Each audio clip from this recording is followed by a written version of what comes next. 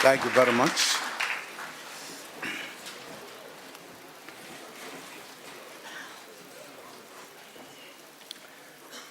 Thank you very much, Honorable Speaker of the National Assembly, Chairperson of the National Council of Provinces, Deputy Speaker of the National Assembly, and Deputy Chairperson of the NCOP, Deputy President of the Republic, Honorable Kgalema Motlanthe, Honorable Ministers and Premiers, and those representing the Premiers. There seem to be numbers today. Honorable Deputy Ministers, Honorable Members of the House, special guests, let me begin by thanking the presiding officers for the opportunity to participate in this important Heritage Month debate. Nearly 20 years ago, we demonstrated to the world that it is possible to walk away from divisions and hatred and build a new, non-racial and non-sexist, democratic and prosperous society. In that way, South Africans laid a firm foundation for a better future working together. The passing of the progressive constitution, the supreme law of the land, also confirmed that there would never again be a cruel system of institutionalized racism and subjugation of any group of people in our beautiful country. Since 1994, we have been building a new legacy and a new heritage for our country, based on the vision of building a united, non-racial, non-sexist, democratic and prosperous South Africa. We are happy today to have a special guest in this house, 74 second-year journalism students from Tshwane University of Technology in Pretoria, Gauteng Province. As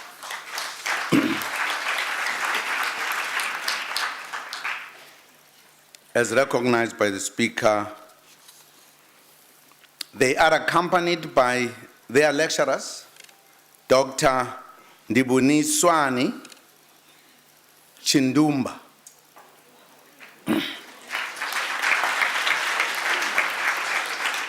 and Mr. Levin Doe.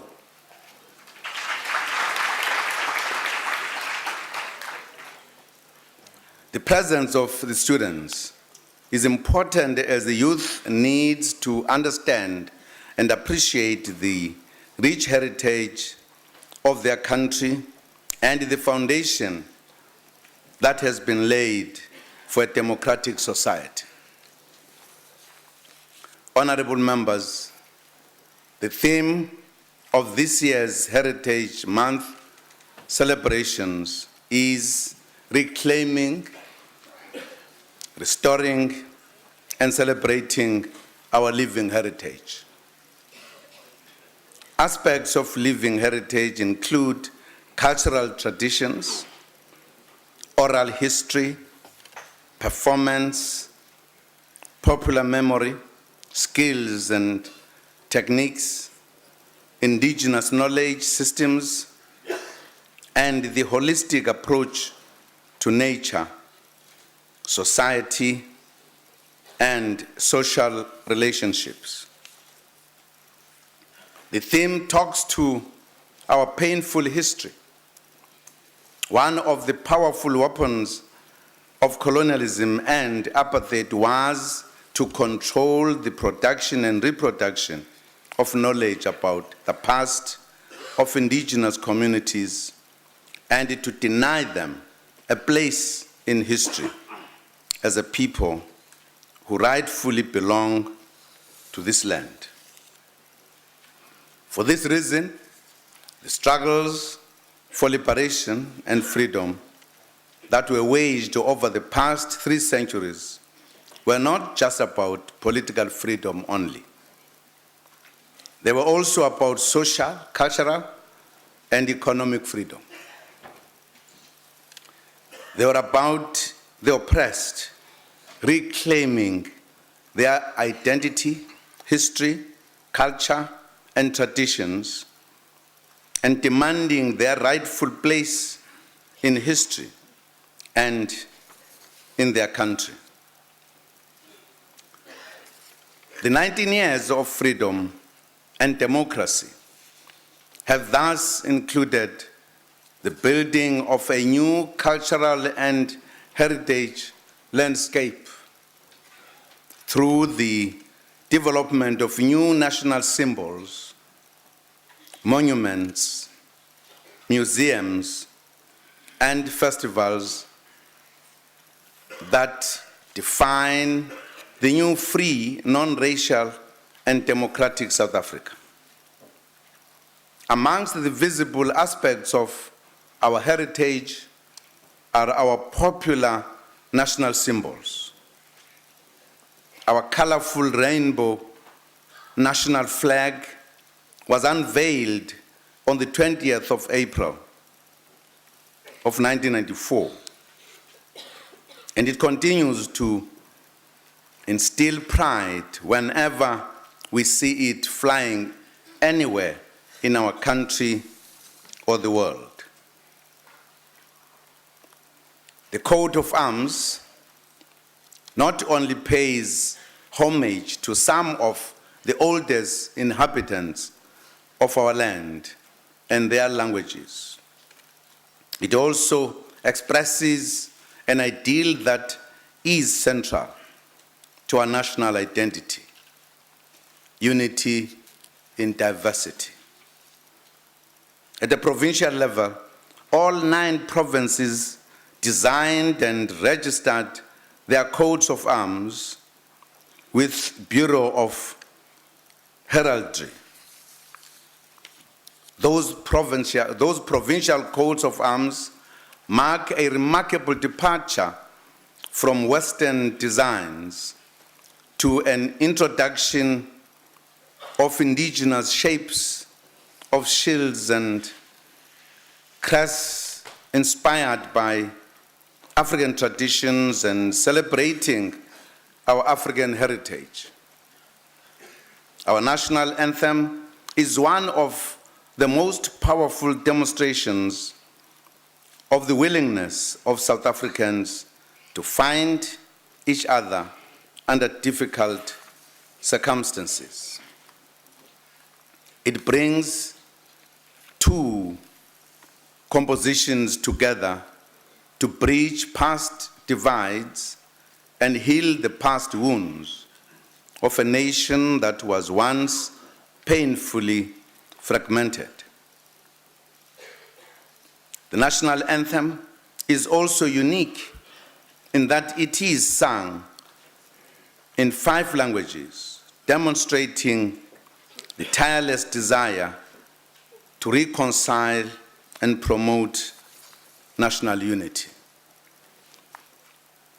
Our national orders, which are the highest honors that can be bestowed by the President to locals and foreign nationals who are friends of the Republic, recognize communities that were previously excluded while paying homage to South Africa's rich heritage.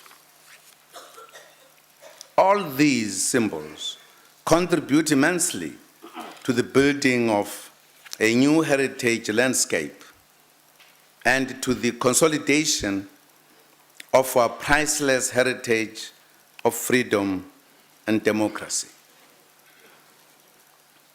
Malungu endlu yesishamthetho ahloniphekileyo,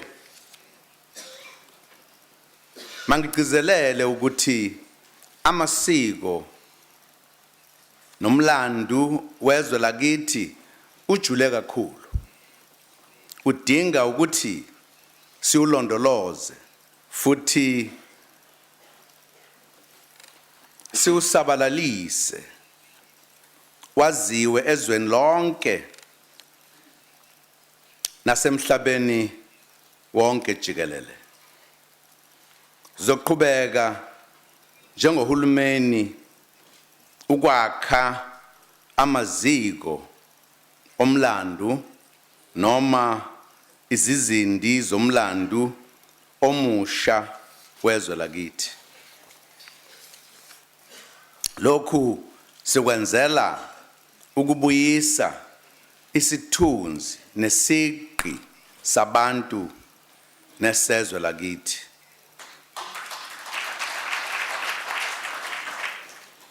Nokugcizelela ukubuyisana nokwakha kabusha isizwe sakithi. Honorable members, one of the biggest heritage milestones for the country was the marking of 100 years of the oldest liberation movement in Africa, the ANC, last year.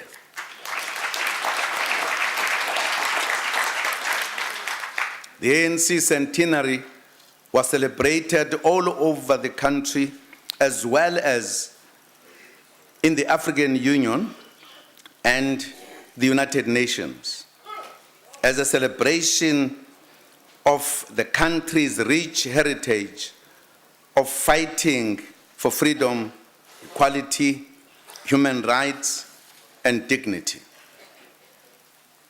In his speech at the high-level symposium on South Africa's contribution to the fight against racism and xenophobia at the United Nations in September 2011, ahead of the centenary, United Nations Secretary General Ban Ki-moon said, and I quote, "When Nelson Mandela walked free, the world sang with joy. Ever since, South Africa has stood as a beacon of hope for Africa. I felt it myself last year when I visited Johannesburg for the opening of the World Cup. Overwhelmingly, people want this non-racial democracy to succeed," unquote. Indeed, we have a responsibility to make our country succeed. The UN Secretary General also emphasized the fact that South Africa had quickly built a tradition of smooth democratic transition. He said the following again, and I quote, "It has a progressive constitution that entrenches and protects rights that most developed countries have not managed to guarantee, and gives women 1/3 of the seats in parliament. South Africa has a robust economy and is an influential voice in continental and world affairs.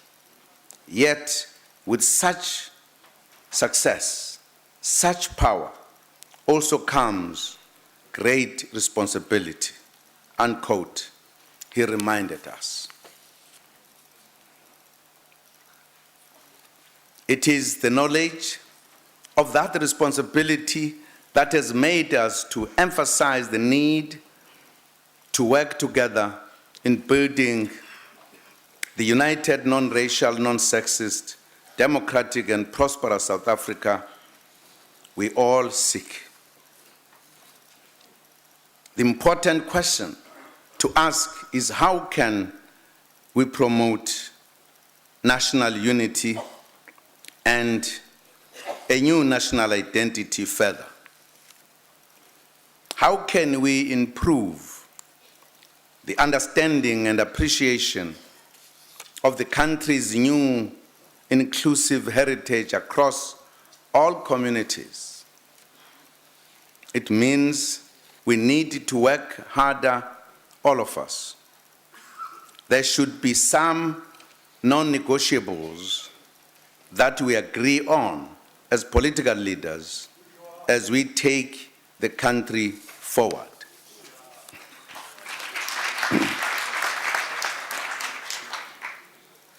Our vision as the ANC government is to build a united, non-racial, non-sexist, prosperous, equal, and inclusive society. We believe it is not difficult to unite all leaders behind this vision. Kujwal.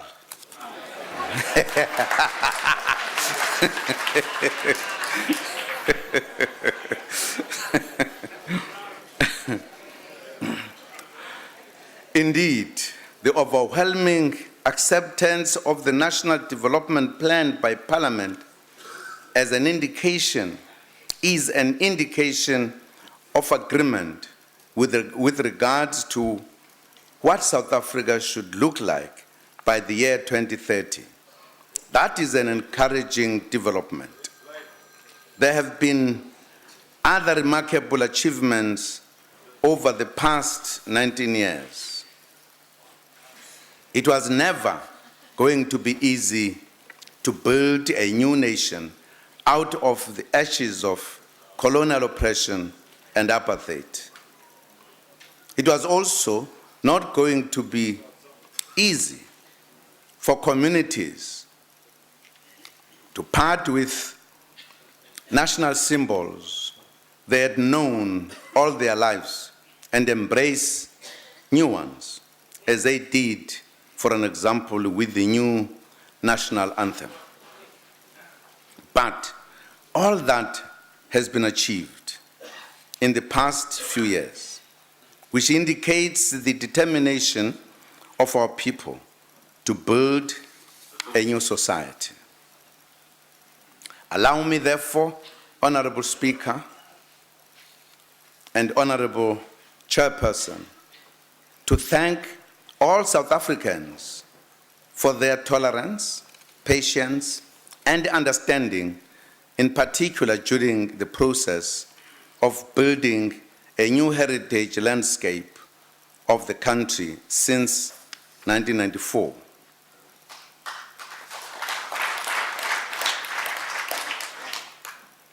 New names of provinces, cities, towns, streets, airports, roads, and bridges were finalized and rolled out nationally with minimal resistance. It is clear that those affected understood the necessity of correcting the wrongs of the past and to build a new inclusive society. This maturity is one of the key attributes of the South African people. We are always able to discuss and solve our problems, regardless of how insurmountable they look to outsiders. The uniqueness of South Africa also emerges in some of the monuments. For an example, in Pretoria, Gauteng, a road has been built linking Voortrekker Monument and Freedom Park as part of our ongoing commitment to reconciliation, social cohesion,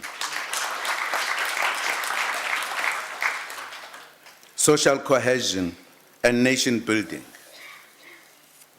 People visiting the Voortrekker Monument can easily walk across and also visit the Freedom Park and vice versa. In addition, the construction of a bridge linking Ncome Museum and the Blood River Monument has also been completed, symbolizing reconciliation and a new beginning amongst communities that sought to destroy each other in the past. We also have monuments marking major events in history, such as the construction of a heritage center marking the Pondo Revolt on Inguza Hill in the Eastern Cape. Honorable members, our struggle was also fought beyond the borders and led to loss of life of foreign nationals. In this regard, the Matola Raid Memorial in Mozambique has been completed and will forever be a reminder of the supreme price the people of Mozambique paid to help liberate South Africa.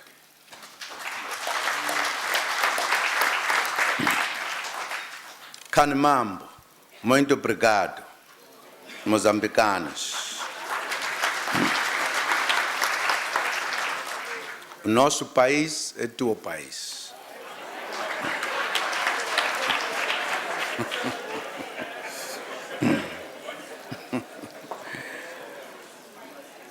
The monument will also serve as a reminder of the contribution of the people of SADC and Africa in general to the attainment of freedom and democracy in our country. Honorable members, to further correct and reverse the colonial legacy and restore the dignity of the Khoi and San communities further, we repatriated the stolen remains of Klaas and Troy Pienaar, whose remains had been removed from their graves by Australian scientists, by Australian racist scientist Rudolf Poch in September 1909 and sent to Vienna for experiments. The Heritage Program continues under the leadership of the Department of Arts and Culture. Many graves of liberation stalwarts have been restored, upgraded, and declared as national heritage sites as part of recognition of the immense role they have played in building the type of society we live in.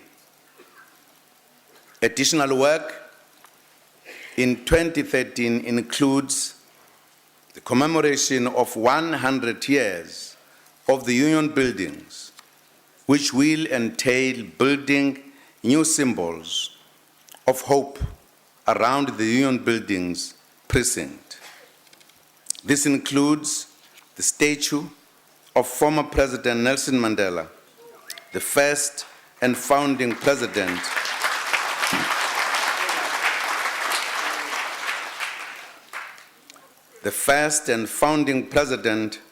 of the democratic South Africa, who remains an inspiration to our people and the world.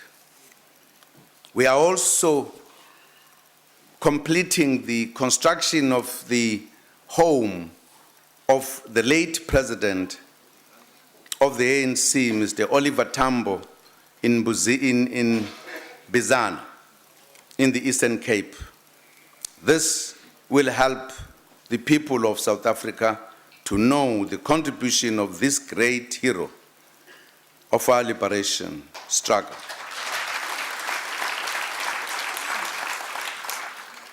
Who kept the flame of freedom burning against all odds.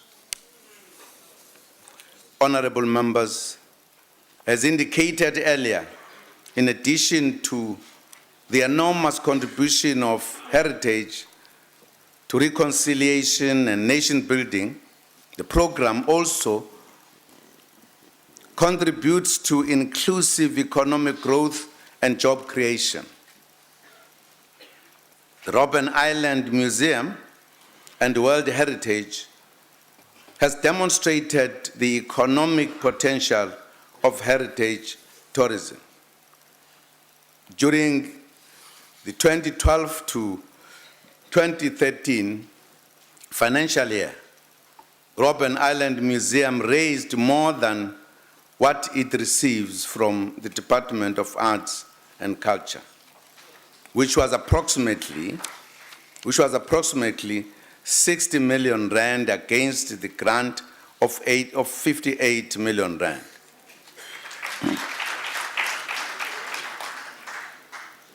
The sources of revenue are ticket sales, conferences and events, specialized tours, and VVIP visits.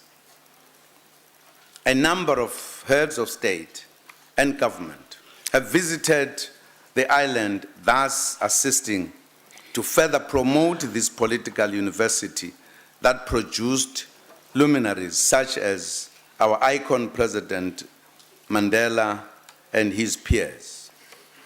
Currently, maintenance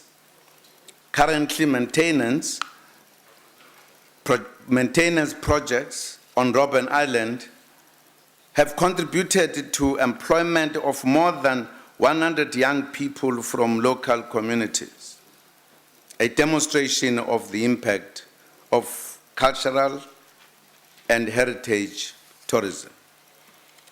We need to build on this economic potential and return our heritage projects into key components of our economic development plans. Honorable members, incidentally, September is also Tourism Month. The Department of Tourism has already launched its September campaign, encouraging South Africans to explore their country, while also encouraging as many foreign tourists as possible to visit and enjoy the scenic beauty, the arts, culture, and heritage of our country. Compatriots, the primary source of our living heritage is the senior citizens of our country, our older persons. The presidency will launch Older Persons Week on the 29th of September. Older Persons Week normally runs from the 1st of October, which is International Older Persons Day, as designated by the United Nations, to Grandparents' Day on the first Sunday of October.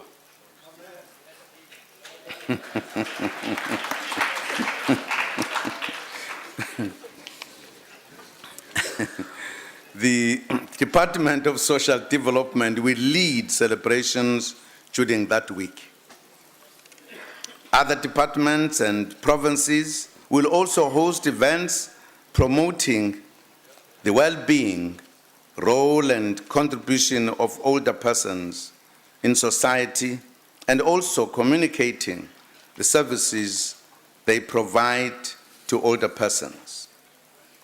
We urge members of Parliament to participate in events in their constituencies to support and promote the custodians of our living heritage. Honorable members, let me again thank the presiding officers for the opportunity to open this debate. We still have a long way to go towards a truly inclusive and non-racial heritage, but we have laid a good and solid foundation. Work must continue to promote social cohesion and national unity and to build a prosperous South Africa to fully achieve the ideals of the founding father of this democracy, former President Mandela. I would like to leave you with the words of Inkosi Albert Luthuli as he accepted the Nobel Peace Prize in 1961. He had this to say, and I quote, "Our vision has always been that of a non-racial democratic South Africa, which upholds the rights of all who live in our country to remain there as full citizens with equal rights and responsibilities with all others. For the consummation of this ideal, we have labored unflinchingly. We shall continue to labor unflinchingly." Close quote. I thank you.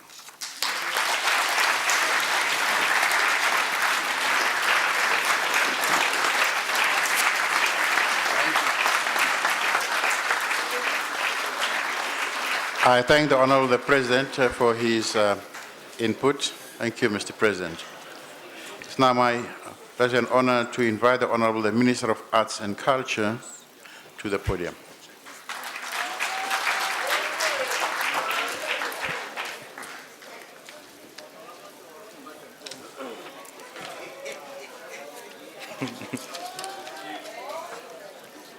Muchaviseki, Speakera na xandla xa Speakera xa Palamende, Tshamaxitulu wa NCOP na xandla xa yena, Muchaviseki wa Riphabliki ra Afrika-Dzonga, President Jacob Zuma, Msholosi, vaholobye na swandla swa vona, vachaviseki, swirho swa Palamende na ti-premier leti nga kona namuntlha na lava nga va yimela, vavasati na vavanuna, maAfrika-Dzonga hinkwawo, inhlikani, vaxumi.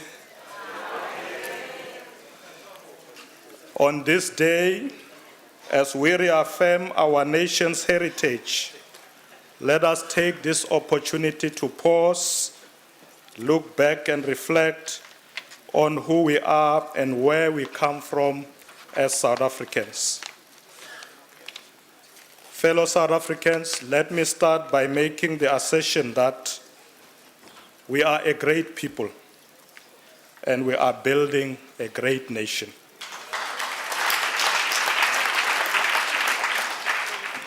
We are the children and grandchildren of President Nelson Mandela, a global icon of our liberation struggle, the founding father of our democratic nation, and a symbol of hope to all those fighting for a just and equitable world order.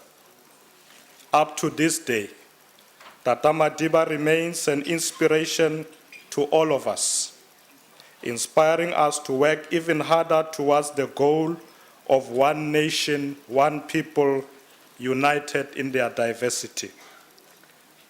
It is in keeping with the proud legacy of Tata Madiba and his generation of freedom fighters that today we are building a proud, caring, and inclusive society based on the values of Ubuntu, democracy, equality, selflessness, and dignity for all. As this generation of South Africans, we will continue to uphold these values as we build the new South Africa as envisioned in the Freedom Charter. As we mark the centenary of the Union buildings, This year in December, President Zuma will unveil the statue of Tata Madiba at the Union Building.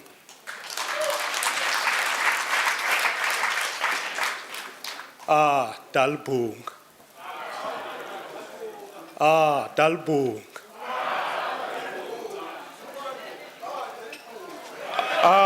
Dalbung.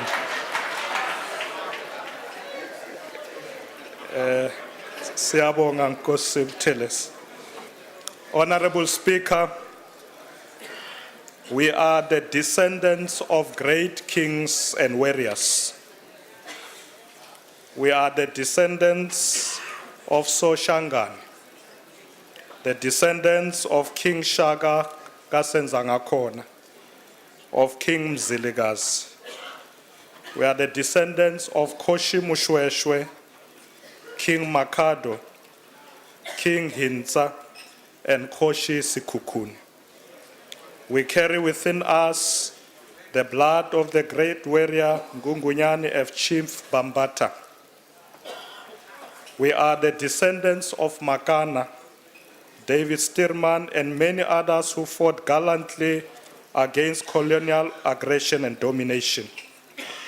They imbued in us the spirit of no surrender.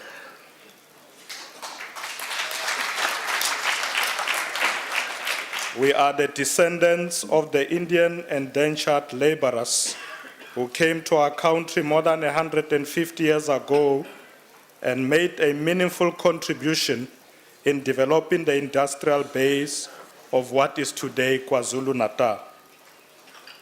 We are the descendants of the Malay slaves who up to this day continue to enrich our cultural and religious life.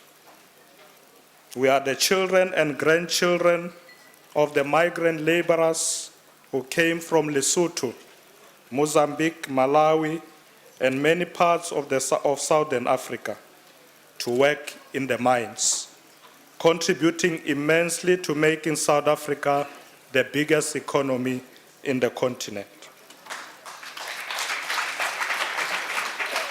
Let our message be loud and clear throughout the continent that we are one people.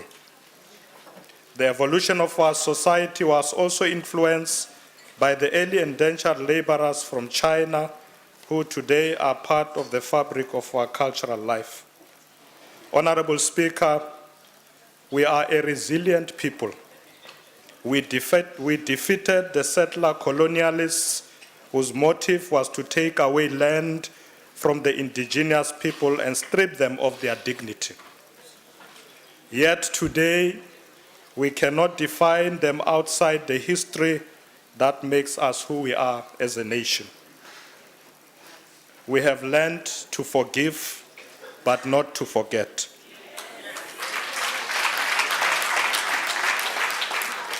Honorable Speaker, efforts are underway to reclaim and give back the land to the people and bring back their dignity.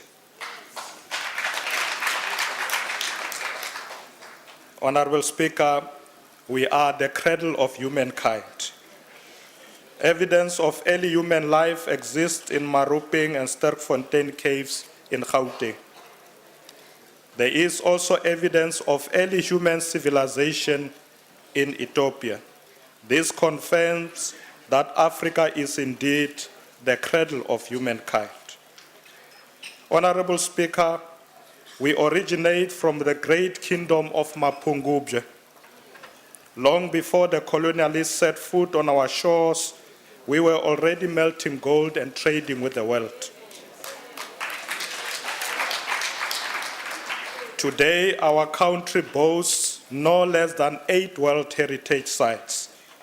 The Robben Island that the President referred to, uKhahlamba Drakensberg, Mapungubwe, Isimangaliso Wetlands, the Cape Flora region, Vredefort Dome, Maruping, the cradle of humankind, the Richtersveld cultural and botanical landscapes.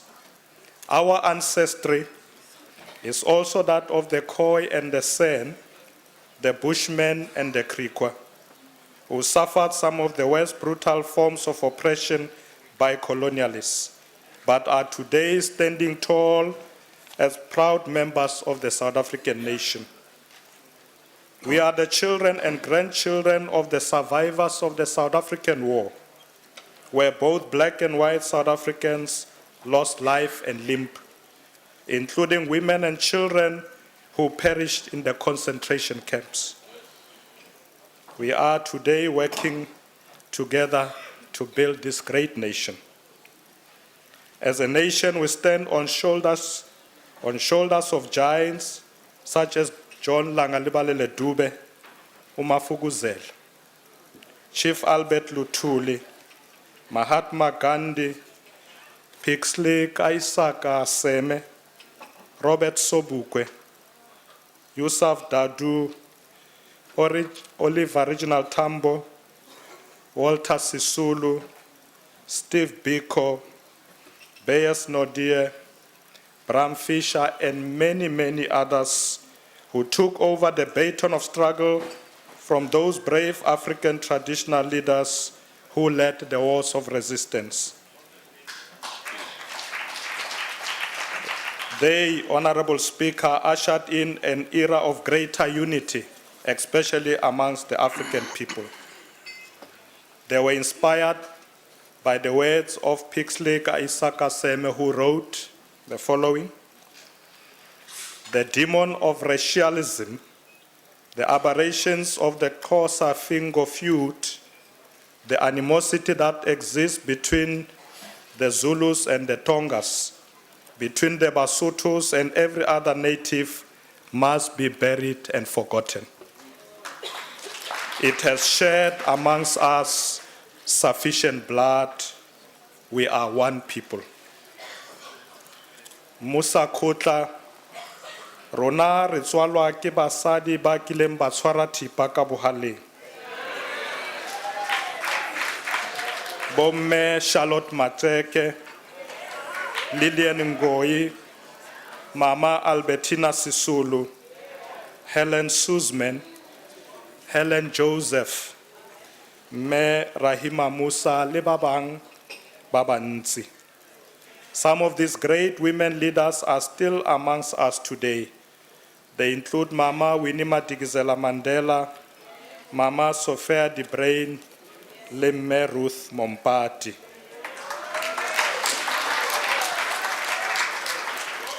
Malibongwe igama lamakhosikazi. We are a young and energetic nation, inspired by the militancy of Chris Hani, Solomon Mahlangu, and Peter Mokaba. On this day, as we celebrate our heritage, we say to our young people, the future belongs to you, build it now. Honorable members, it is because of this rich and diverse history of the evolution of the South African society that our country is today a melting pot of various cultures and people. Indeed, it is to this rich and diverse history that we owe our uniqueness, our strength, and our greatness as a nation. It is this diverse history, now part of our nation's heritage, that inspired the motto in our Constitution, Ike Ikarake, meaning diverse people unite. The richness of our heritage is also reflected in the diversity of our languages, including the languages of the Khoi, the San, the Bushmen, and the Griqua communities. Today, South Africa is proud to have 11 official languages, all of them being given equal opportunity. As the ANC government, we have committed ourselves to developing languages of the Khoi, the San, the Bushmen, and the Griqua, and have begun a process of designating them as well as part of the country's official languages. Honorable Speaker, the richness of our heritage has also found expression in the diversity of our religious beliefs. all of which define who we are and contribute in shaping our society. We are Christians, we are Muslims, we are Hindu, we are Jewish, and we enjoy religious tolerance across our society. We are traditional healers. Honorable members, all of these are part of our collective heritage that we must reclaim, that we must preserve and promote for current and future generations. It is this collective heritage that must also be at the center of our ongoing efforts to promote social cohesion, nation building, and reconciliation. This heritage must bind us together towards a common national identity and a common South African consciousness. Inspired by our rich, diverse, and proud heritage, since 1994, we have made significant strides in building a truly non-racial, non-sexist, democratic, and prosperous South Africa. As we progress along this journey, we are guided by the preamble of our Constitution, which states the following: "We, the people of South Africa, recognize the injustices of our past, honor those who suffered for justice and freedom in our land, respect those who have worked to develop our country, and believe that South Africa belongs to all who live in it, united in their diversity." This preamble derives its essence from the Freedom Charter adopted in Kliptown in 1956, which states the following: "South Africa belongs to all who live in it, black and white, and that no government can justly claim authority unless it is based on the will of the people." Honorable Speaker, reclaiming, preserving, and promoting our nation's heritage is an integral part of this journey. It is also part of our ongoing endeavor to build an inclusive society, a society we can all call home. We continue to draw inspiration from those who came before us and the heritage they have left us. We have learned from our forebears that we are a great people with extraordinary resilience. Indeed, we are a nation standing on the shoulders of great men and women. We are a nation that has triumphed over adversity. We pride ourselves on our abundant talent and hard work. This is shown by our achievement for many years in various fields of human endeavor, such as science, the arts, in sports, and academia. Even though Bafana didn't qualify to go to Brazil, but we are a nation of good footballers.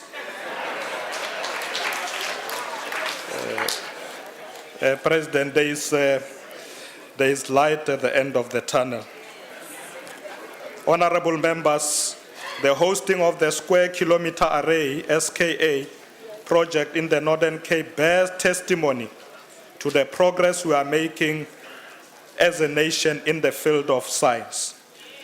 As a result of this project, many people from across the world will descend on our shores to witness and to learn from this great heritage to humanity. Honorable members, it is therefore important that we continue to reclaim, preserve, and promote our heritage. This we must also do as part of crafting a new and inclusive narrative of who we are as a nation and where we come from. We must also do this so as to write the correct and complete history of our country. This history must reflect the stories, sites, events, individuals, and groups that are of significance to the cultural and historic lives of all South Africans.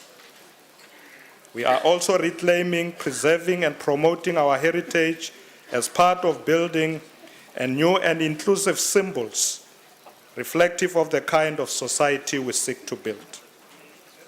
Honorable members, it is this thinking that continues to inform the work we are doing on all our heritage legacy projects. It is also this thinking that informs our implementation of the Liberation Heritage Route and the Khoi and the Sen Heritage Route. Some of the projects we are currently undertaking in this regard include the construction of a national heritage monument. This monument will feature, amongst others, the statues of some of our country's greatest leaders and will be located in the Heritage Park to be established in the city of Tshwane. In April next year, we will be mounting the statue of Chief Bambata Kamanxisa in Greytown in KwaZulu-Natal. All of this is in addition to the work we are doing to rename towns, streets, and public buildings in honor of the heroes and heroines of our liberation struggle. Among these is the renaming last year of the Bloemfontein Airport into Bram Fischer International Airport. Honorable Speaker, we are doing away with colonial names such as Kaffersfontein that were meant to insult and denigrate our people. As the President indicated, we have already built and we will be building more new museums, monuments, commemorative sites that tell the story of our struggle for liberation. These projects not only contribute to transforming the heritage landscape of our country, ensuring that it is inclusive, but also contribute towards social cohesion, reconciliation, nation building, as well as local economic development and job creation. Honorable members, the task of reclaiming, preserving, and promoting our nation's heritage will form an important part of the celebrations of 20 years of freedom and democracy next year. As part of the build-up program towards this milestone, we are calling on all South Africans to identify sites and individuals, mainly unsung heroes and heroines in their own communities who contributed to where we are today. The stories contained in these sites and told by these individuals are part of our nation's heritage and therefore must be reclaimed, preserved, and promoted. Honorable Speaker, we are confident that the work we are doing will go a long way in reaffirming who we are as a nation. It will once more deepen the inclusiveness of the society we seek to build. It will correct the wrongs of the past, restore the dignity of all South Africans. This work is never about obliterating the history and heritage of a particular section of our society. It is never about affirming one section of society over the other.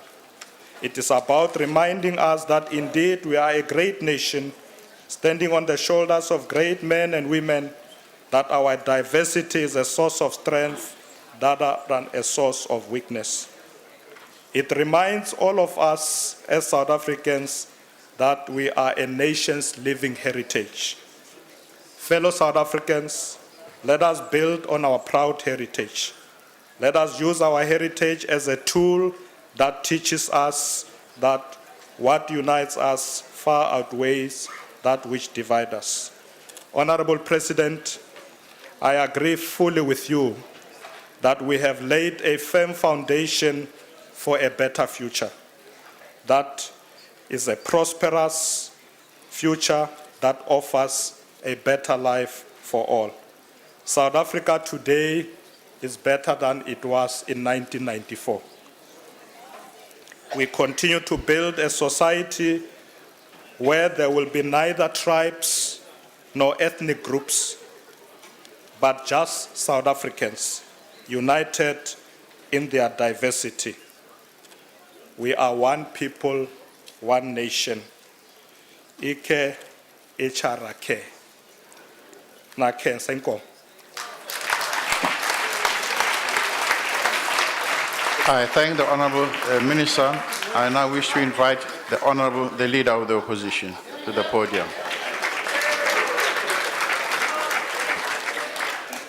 Thank you, Honourable Speaker, Honourable President, Honourable Members. Today we stand together, united as a Parliament, to honour the heritage of our country, South Africa, a place we love dearly in all of its beautiful diversity. We have the opportunity to reflect upon where we have come from as a nation and where we wish to take our country. From Tzaneen to Khayelitsha, Ulundi to Ekurhuleni, from Bloemfontein to Saldanha Bay, the members of this House carry with them the hopes and aspirations of 50 million South Africans. And so while we might debate each other robustly and offer sometimes very different policy solutions to the numerous challenges we face as a nation, I'm confident that everybody sitting in this chamber today shares at least one common bond, a deep and abiding love for our country. Honourable Speaker, the Honourable President should never worry about or doubt this. The people of South Africa love our country too, and while they may differ politically and ideologically as we do, they do so in pursuance of a better life for all her citizens. Our Parliament, like our democracy, is built on a set of principles and values.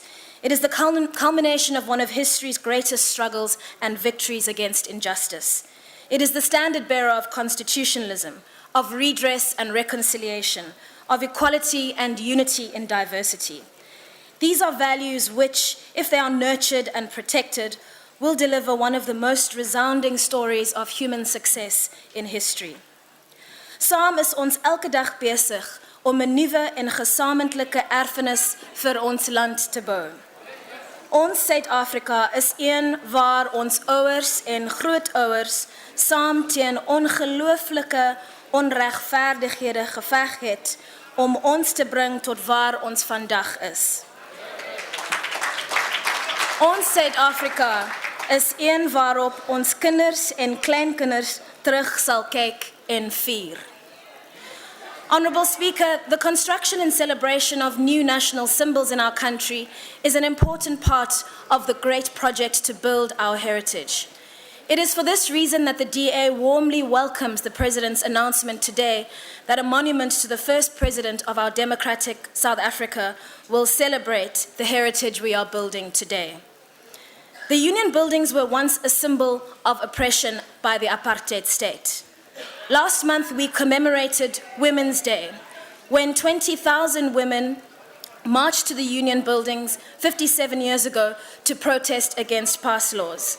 Today, we celebrate the transformation of the Union buildings into a symbol of hope and unity embodied by President Nelson Mandela. Honourable Speaker, we owe it to the people who elected us to remember that we are representatives of the South African people, not only in how our politics divides us, but also in how our heritage unites us.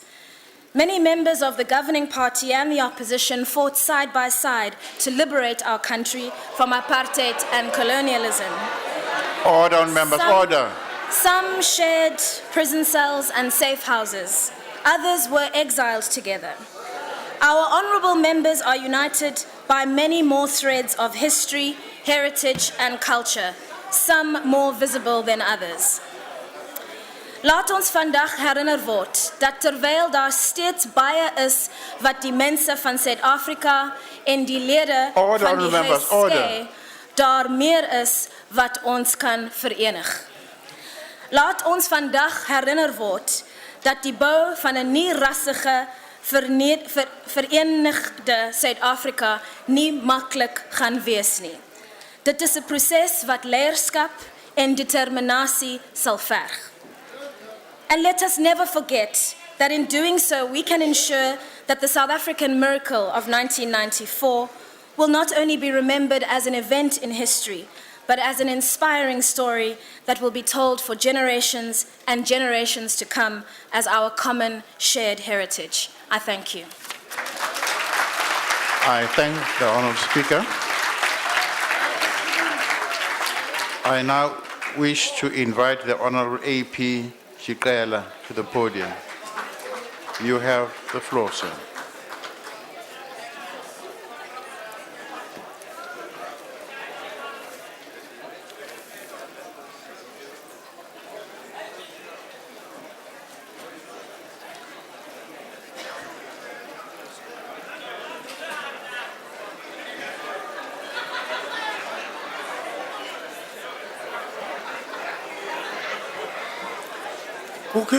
Kukhona into endiyifundileyo kondaba lapha ukuba ubabhetelana kakhulu xa une windscreen apha emehlweni.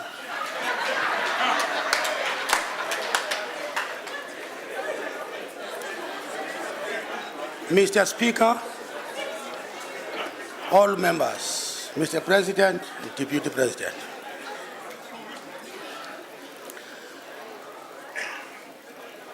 Akhona amalwimi anzima kodwa ndizange ndilive ilwimi elinzima endiye ndakorektwa kwathiwa mandingatsho ukuba sisitshangana makuthiwe sisitsonga.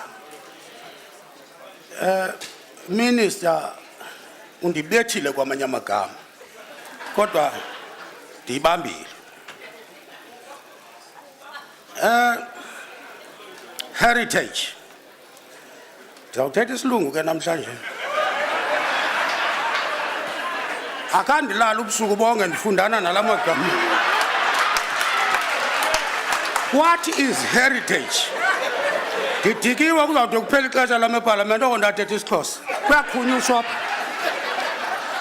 Heritage is who am I and who we are. Correct? The confusion that is spreading very fast on identification of who am I with a message, I am 100% this or that, must be corrected now. Before becoming anything else, I am an African. And an African man. And then see Africans in Africa. South Africa has all the reasons to celebrate our heritage. This month of September marks the celebration as human beings. As we celebrate, we have a responsibility not to just celebrate, but also educate the current generation of our national identity, culture, tradition, and values as Africans. Many lessons can be learned from the experience of our forefathers and elderly people, including our struggle icons, who remain our living heritage. The Heritage Day should also be declared as Heritage Educational Day for our young men and women, for them not be regarded as the lost generation, but bright future leaders within our society. I see no reason for the National Heritage Council not to take up a task of running provincial workshops to educate our nation on heritage and on our national identity. I am aware of a good step taken by the National Heritage of South Africa in partnership with the Institute for Africa Renaissance Studies, UNISA, hosted the first early Africa intellectual lecture dedicated to Sol Plaatje that took place in Pretoria on the 30th July 2013, but this is not enough.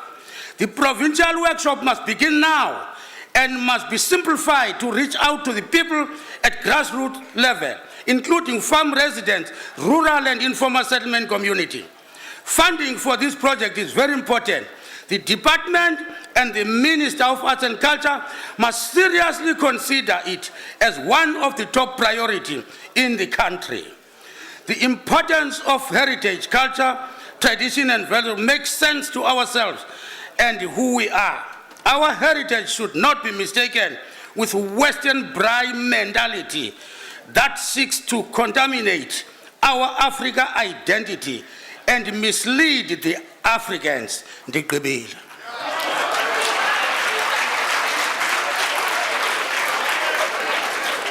Thank you, Honourable Member. Honourable Msimang.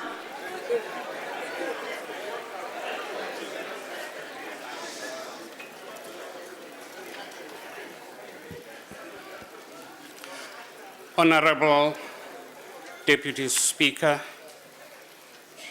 Your Excellency the President, honourable members. The diversity of cultures in our country has ensured that our heritage is no longer generic, but is influenced and shaped by the many people who live within our borders. It is difficult to say we are reclaiming, restoring, and celebrating our living heritage without taking into account the different ways in which we have evolved as a nation, especially the attempts that have made us to move away from the artificial elements that were in place to polarize us.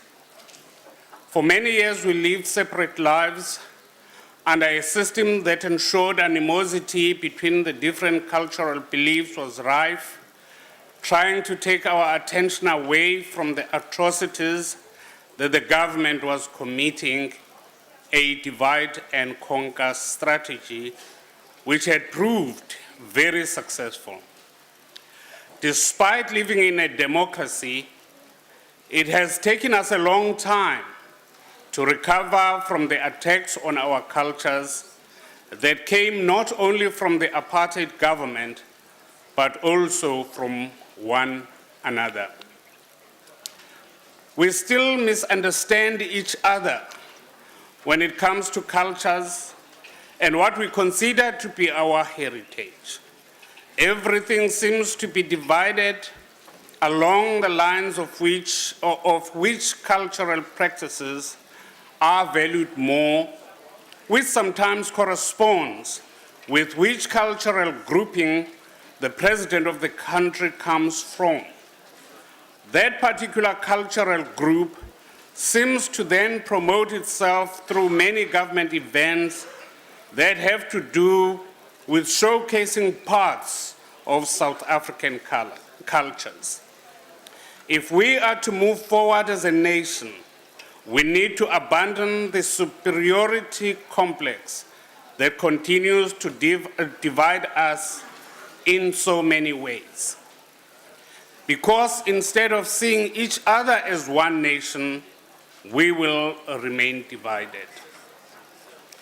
There are many things wrong with our country that need to be dealt with, from land issues, working conditions, racial inequality, gender discrimination, and the abuse of women. These, however, cannot be fully resolved if we do not accept the fact that ours is a tainted yet rich heritage. We all live with the consequences of the actions of the apartheid government, but we are faced with an opportunity to build a nation that rivals all others in how we deal with mixed heritage. Ours is a decisively mixed heritage, and we must all be involved in establishing a way forward for our country. When we celebrate Heritage Day, we do so in our own individual groupings, and even events held by government do not fully reflect the complexity of who we are. Most of these events are attended mostly by black members of our society, while most other races are not represented at these events. It gives the impression that celebrating heritage belongs to black people, which does not in any way bring us together as a nation, and we end up celebrating separate heritage days. One of the core values of the IFP is unity in diversity. This maxim is aptly illustrated by our leader, Prince M.G. Buthelezi, using a bowl of fruit salad. He explains that while the salad forms a single composite whole, each fruit, be it peach, grape, or banana, retains its identity. Accordingly, we should embrace all that is good in our various cultures and use same to unite us as one South Africa. In that way, we shall be able to celebrate our heritage as well as celebrate one another. I thank you. Thank you, Honorable Member. Honorable Makunyane.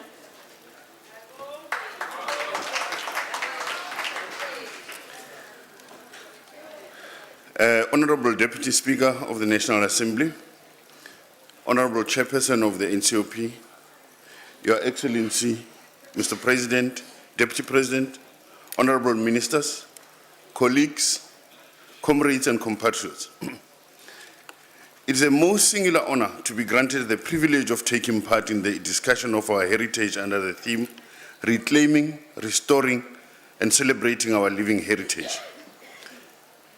Honorable Deputy Speaker, much has been said by previous speakers, and I hope my contribution will add and enrich the discussion. According to current literature, living heritage refers to the intangible cultural tradition, oral history, rituals, performances, indigenous knowledge systems, and social relationships that are an essential source of our common identity and continuity. UNESCO defines it as the practices, representations, expressions, knowledge, and skills handed down from generation to generation. But most important is the contemporary activities, the meanings, and the behavior that we draw from them. Honorable Speaker, just as the psyche of the people of the United States was deeply shaped by the Civil War of 1861 to 1865, and that of Europe, Great Britain, and Russia by the lived experience of the Second World War, ours, as South Africans, has been deeply influenced by our experience of our struggle against colonialism and apartheid. For the better part of our history, we have lived under a system of colonial domination, of racism and apartheid subjugation. During that time, the dominant culture was completely steeped in the practices, expressions, the rituals, and meanings which were entrenched in the racist constitution that belittled and dehumanized us. It was a value system that undermined our human dignity, defied the norms of social justice, and sought to divide us. In our struggle against this evil system, we came to embrace our own ideas as an antithesis that sought to overcome and supplant the ideologies of white supremacy and liberal trusteeship that underpinned this anti-human system.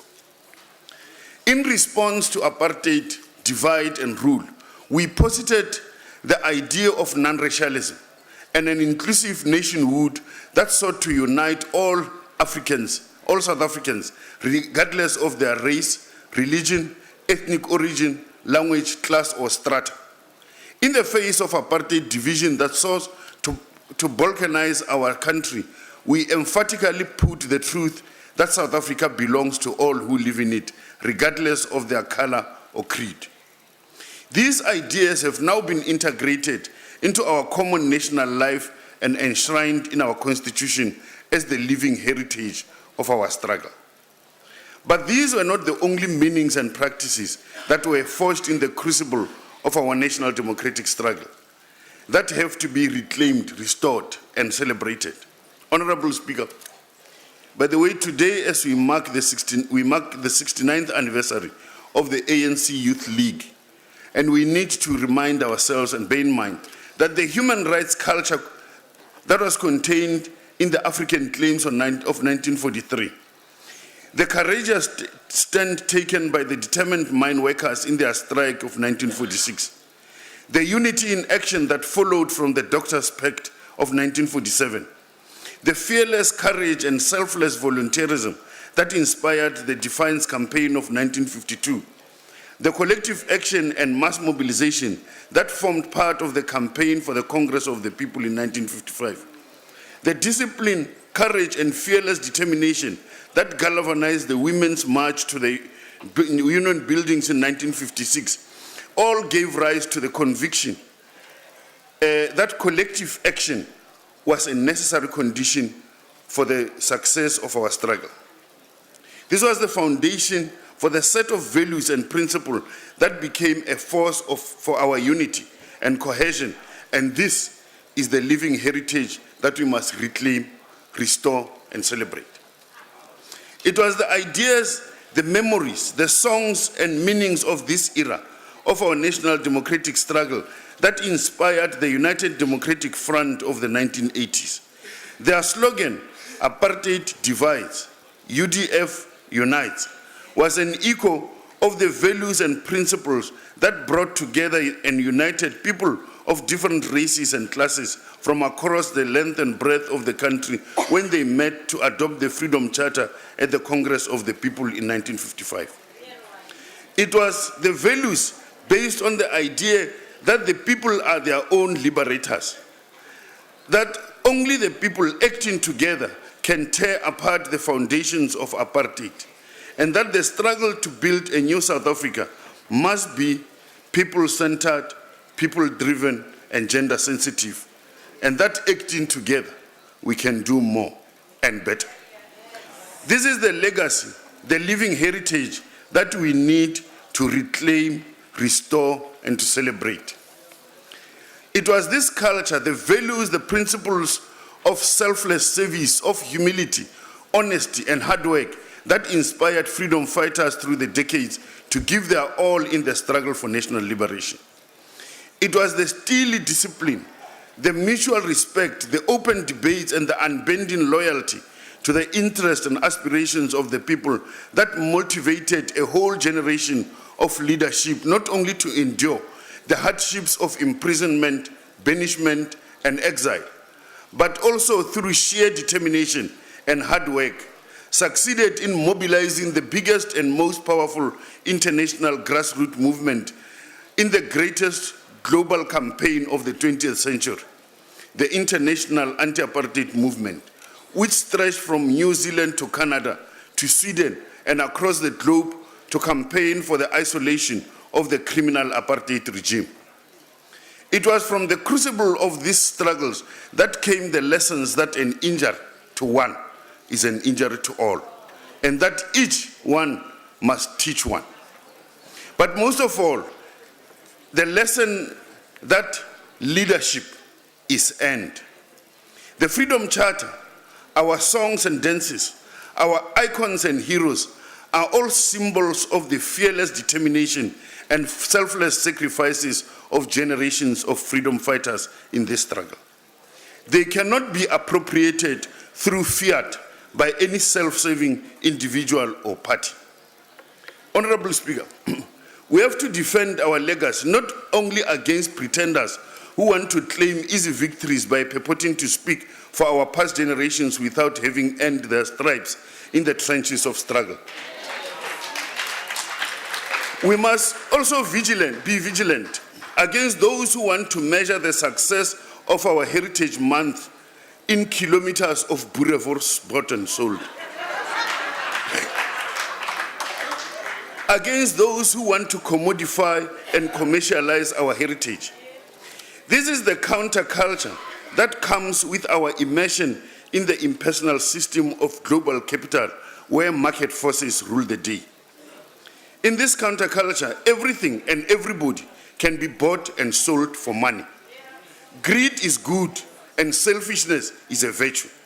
Material possessions and their accumulation constitute the greatest good and the highest value in life. This is the counterculture that sees workers as a cost that has to be minimized, if not completely eliminated.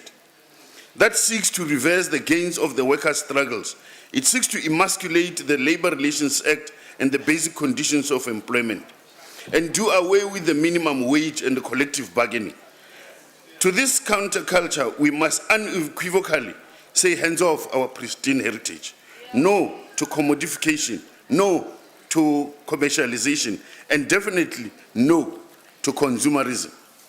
These, we say, are the gains of generations of working class struggles and sacrifices that we need to defend, preserve, and extend.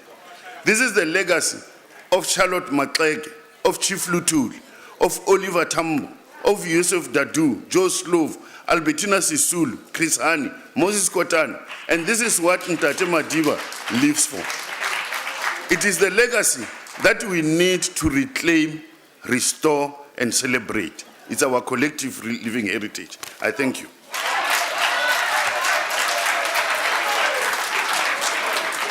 Thank you, Honorable Member. Honorable Kwankwa.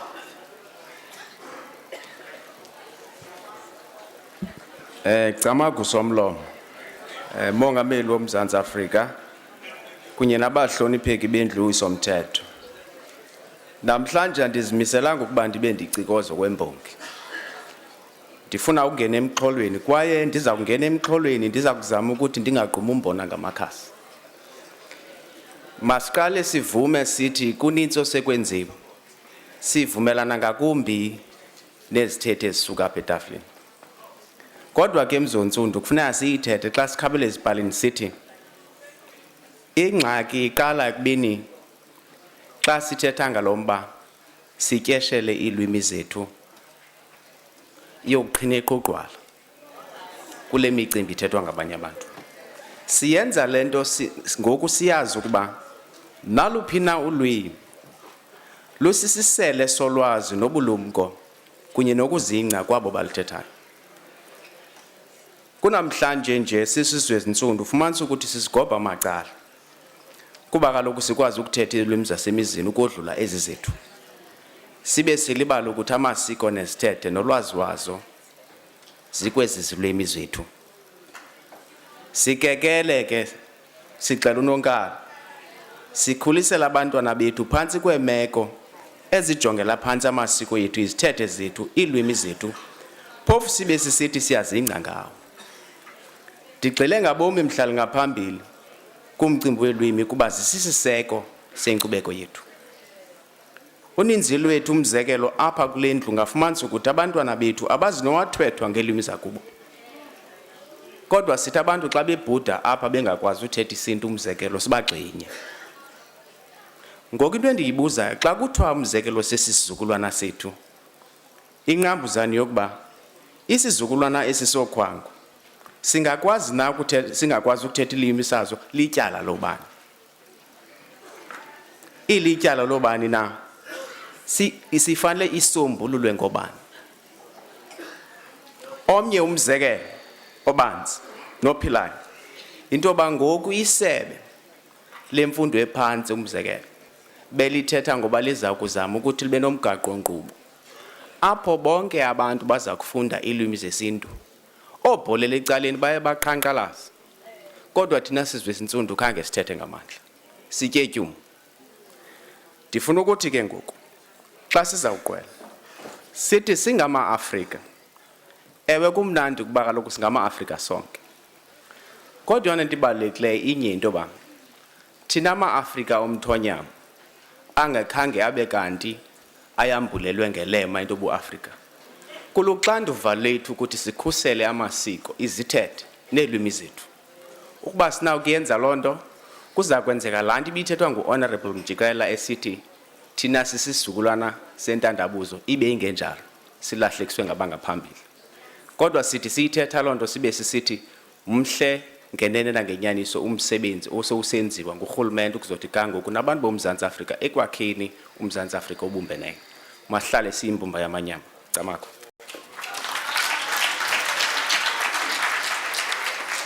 Diabulela Lungel, hloniphekileyo. Honorable Groenewald. Agbare adjunct speaker, dit is een ding om een keer in 'n jare debat hier te kom voer om te sê ons vier erfenisdag. Dit is een ding as die agbare president kom en hy doen 'n beroep op politieke leiers om te sê dat ons moet werk aan 'n nuwe eenheid met 'n nuwe visie vir 'n nuwe Suid-Afrika. Maar, agbare adjunct speaker, dit is 'n ander ding as ons gaan kyk wat gebeur in die praktyk. 'n Mens het die keuse om te gaan kyk na jou erfenis en na jou geskiedenis en dan kan jy verval in die wreedhede wat gepleeg was teenoor jou groep of jou volk. So kan die Afrikaner ook na vore tree en hy kan lang debatte voer oor die wreedheid wat die Britte in die Anglo-Boereoorlog teenoor hulle gepleeg het.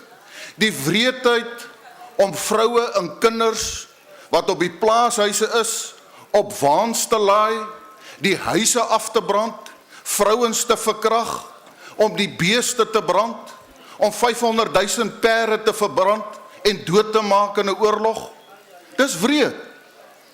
Maar agbare adjunct speaker, ons moet ook dink aan die toekoms. En dis een ding om te sê dat ons moet ons sterkte en ons krag kry en ons eenheid in ons verskeidenheid. But Honorable President, we will not fulfill your request if from this same podium, now and then I must hear that everything that whites have, they have stolen from blacks. You will not have progress in unity and nation building if now and then simultaneously I have to hear from this same podium that the whites have stolen the land from the black people. And you hear what they say. You can continue like that. You can continue on that. But then I want to say to you, you will not get unity in South Africa. And you must look very clearly to me, Honorable President. I'm a white man, I'm an Afrikaner, and I'm proud of it. And I will not apologize for it. And nobody will make me ashamed for what I am and what I will be in the future. Stop paying lip service. As ons wil bou aan 'n toekoms, kom ons sê dit is die verlede. Ons neem kennis daarvan, maar kom ons kyk na vorentoe en bou 'n nuwe Suid-Afrika, nie gebaseer op beskuldigings en verdagmakery nie. Ek dank u. Thank you, Honorable Member. Honorable Ramotibe.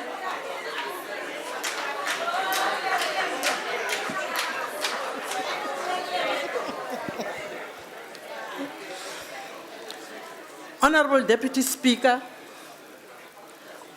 Chairperson of the NCOP, Honorable President, Honorable Deputy President, Honorable Ministers, Deputy Ministers, Honorable Members, distinguished guests in the gallery, ladies and gentlemen. Let me start by saying that, Honorable Groenewald, it's unfortunate because you know, the truth is very bitter. I really sympathize with you because, as the other speaker said, that we can forgive and not forget. But it is true that land was taken away from our people.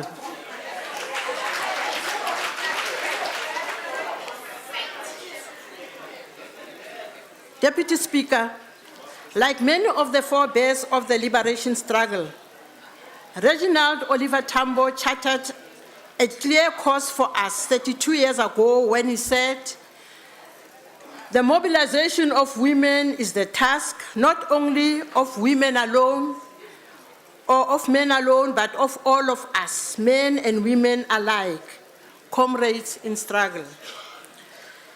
The history of the struggle for a democratic, non-racial and non-sexist South Africa would be incomplete without the names of Charlotte Maxeke, Aida Mtwana, Lillian Ngoyi, Helen Joseph, Sophia De Bruyn, Rahima Musa, Francis Barr, Dorothy Nyemba, Albertina Sisulu, Adelaide Tambo, Ray Alexander, and Dulcie September, and many other women, too many to mention, who contributed immensely, sometimes by paying the ultimate price to bring about the freedom that we all enjoy today. We must never forget our heroes and heroines and heroes. They have bequeathed to us the heritage of democracy that we enjoy today.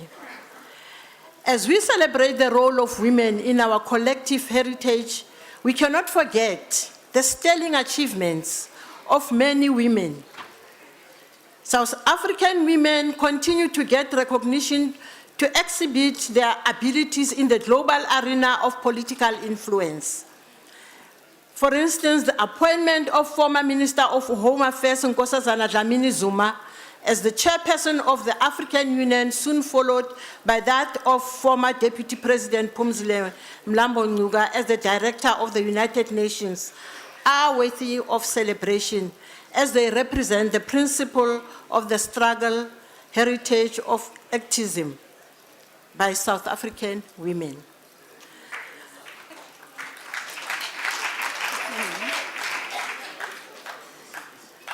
This, we cannot but forget to say thank you to the African National Congress-led government. We also celebrate ironic figures of African female royals like Hosi Ntwamitwa Shulubana and many other women who are in sports, those also who are in business and other fields of endeavor. The South African Heritage Council defines heritage as that which is preserved from the past as the living collective memory of a people, not only to inform the present about the past, but also to equip successive generations to fashion their future. It is what creates a sense of identity and assures rootedness and continuity, so that what is brought about by dynamism of culture is not changed for its own sake, but is a result of people's conscious choice to create a better life. The African National Congress government believes that it is critical that the memory of the struggle icons be preserved in order for it to be celebrated. As part of its strategy to achieve this goal, government has initiated a number of heritage projects, all of which are aimed at celebrating the role of women in the struggle. To mention some of them, the declaration of the graves of struggle veterans Charlotte Maxeke, Helen Joseph, and Lillian Ngoyi into heritage sites in 2010 August. The unveiling of the Sarah Baartman Center of Remembrance Architectural Concept Design as part of efforts to reaffirm marginalized history, heritage, and culture of the Khoisan people and African women. The recent handing over by the Gauteng Department of Infrastructure Development of the construction site for Women's Living Heritage Monument to the contractor responsible for the project. As mothers of the nation, women have over the years enjoyed and absorbed all the negative effects of the apartheid legislation, which manifested in the homestead. In this regard, women have throughout the history played a role of being at the apex of maintaining the family structure under the most difficult situation, a role that earned many of them the mantle and the title of being mothers of the nation, Bomasichava. Expressing this legacy and history in the struggle for justice and equality in the Women's Charter of 1954, women had this to say about their experiences. We women share with our menfolk the cares and anxieties imposed by poverty and its evils. As wives and mothers, it falls upon us to make small wages stretch a long way. It is we who feel the cries of our children when they are hungry and sick. It is our lot to keep and care for the homes that are too small, broken, and dirty to be kept clean. We know the burden of looking after children and land when our husbands are away in the mines, on the farms, and in the towns, earning our daily bread. It has been observed that in almost all cases, women were first brought into the struggle when they saw the attempt by the government to destroy their family structure, and with it the basic fabric of their respective societies. Thus, in South Africa, women reacted vigorously to the introduction of PASSIS in the 1950s and the consequent restrictions on families to the mass killings of their children 2 decades later in Soweto, and to attempt to destroy urban family life as epitomized by Crossroads. This generation and generations to come must never forget the role that women played at significantly repressive moments of the struggle. Whether it was in 1913, when women from Free State protested against having to carry identity passes, which whites were not required to carry, or in 1918, when Charlotte Maxeke, inspired by the formation of the ANC in 1912, mobilized women under what was then called Bantu Women's League, or when large numbers of women took part in the Defiance Campaign of 1952, or in 1956, when 20,000 women marched against the past laws.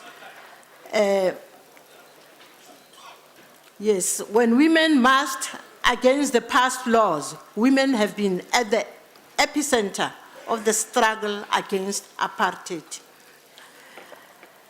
Despite its largely patriarchal edifice of values, traditional society has tended to place women at the apex of the hierarchy of guardianship of the nation. Thus, family elders would defer to the device of the villages, elderly women to resolve challenges facing the youth of the village, especially on the issues of values and conflicts arising from disputes in the village homesteads.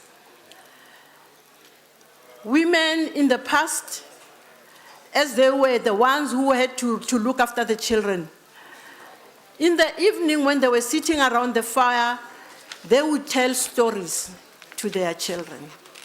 They would tell the history so that our children can walk about boldly in the country of their birth without fear. This is a defining trait of indigenous culture which has been undermined by the abusive patriarchs of the present day who want to take refuge behind what they call culture to perpetrate their evil deeds of abuse against women and children. Honorable Deputy Speaker, society must unite to invoke all the legislations and protocols that have been put in place by the African National Congress-led government to fight gender-based violence. We cannot have gender-based violence as part of our heritage. None of our generations will be proud to inherit this legacy from its forebears. For as long as gender-based violence continues, we cannot proudly celebrate the value of equality which is enshrined in the Constitution, much as we cannot proudly celebrate our freedom in the face of poverty, inequality, and unemployment. The Constitution of South Africa supports and protects its people's heritage and culture.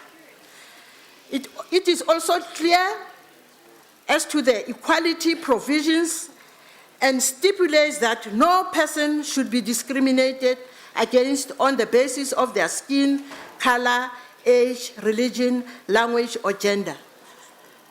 Today, we are very proud to walk about as African, as blacks, as in particular women.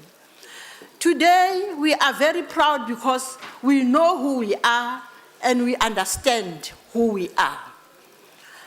We are no longer deprived, or being told that we are nobodies, where we were made to feel inferior because we were not regarded as human beings. The struggle for equality of men and women is one which has long and far-reaching roots. This is attested to by the ANC's 2007 Strategy and Tactics of the ANC, Building a National Democratic Society, which observation is South Africa's colonial experience was based on the intersection of revelations of power based on class, race, and gender. These social and biological features have been used in human history to exclude, to repress, and to stifle the progress of individuals and communities. Women continue to face challenge of gender-based abuse, a practice which persists stubbornly despite many legislative and programmatic interventions by the ANC government. The people of South Africa must together refuse to allow this scourge to be a part of their heritage. We must together use all the constitutional instruments at our disposal to fight gender-based violence. A necessary part of the struggle against patriarchy and gender-based violence is to continue engage in the struggle to bring about the national democratic society as envisioned by the African National Congress. Such a society will, among other things, find expression in the management of human relations based on political equality and social inclusivity. If there were to be any single measure of the civilizing mission of the National Democratic Revolution, it would be how it treats the most vulnerable in our society. It will be a society which embraces the idea that precisely because patriarchal oppression was embedded in the economic, social, religious, cultural, family, and other relations in all communities, its eradication cannot be an assumed consequence of democracy. All manifestations of patriarchy, from the feminization of poverty, physical and psychological abuse, undermining of self-confidence, to open and hidden forms of exclusion from positions of authority and power, need to be eliminated. Critical in this regard is the creation of the material and cultural conditions that would allow the abilities of women to flourish and enrich the life of the nation. In view of the above, the African National Congress-led government recognizes that the more needs to be done to address challenges facing women insofar as economic empowerment inequalities are concerned. It is in this context that we have to embrace the current initiatives aimed at increasing the stakes in women's ownership of land. We must also make it possible for women to tell our stories through film, and that way help preserve our heritage. In this regard, we applaud the recent empowering initiatives by the National Film and Video Foundation, which recently hosted an Indaba with youth and women on film and media during 2012. It hosted the event in association with the Department of Arts and Culture, the Women and the Youth Heritage Indaba. The Thank event. you, Honorable Member, your time is up now. Thank you. Sorry. Honorable Van der Berg.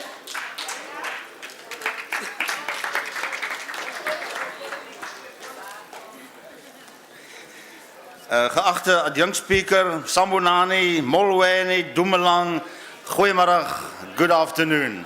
And especially for the students, who's at my China?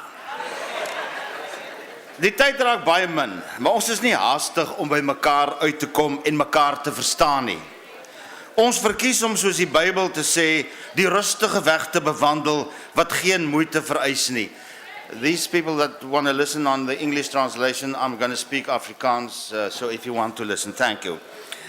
Nog 'n bietjie sluimer, nog 'n bietjie slaap, nog 'n bietjie tyd om uit te rus. Ons verkwis die tyd wat God ons gegee het om waarlik te versoen.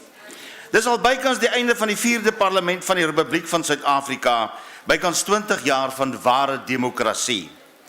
Ons kan nog nie vir mekaar sê, ons verstaan versoening en ons verstaan mekaar nie. Ons het nog te min gedoen om besit van ons verlede en erfenis te neem en om dit te koester en te vertroetel en op te pas. Ons kan vandag niks doen aan die verlede nie.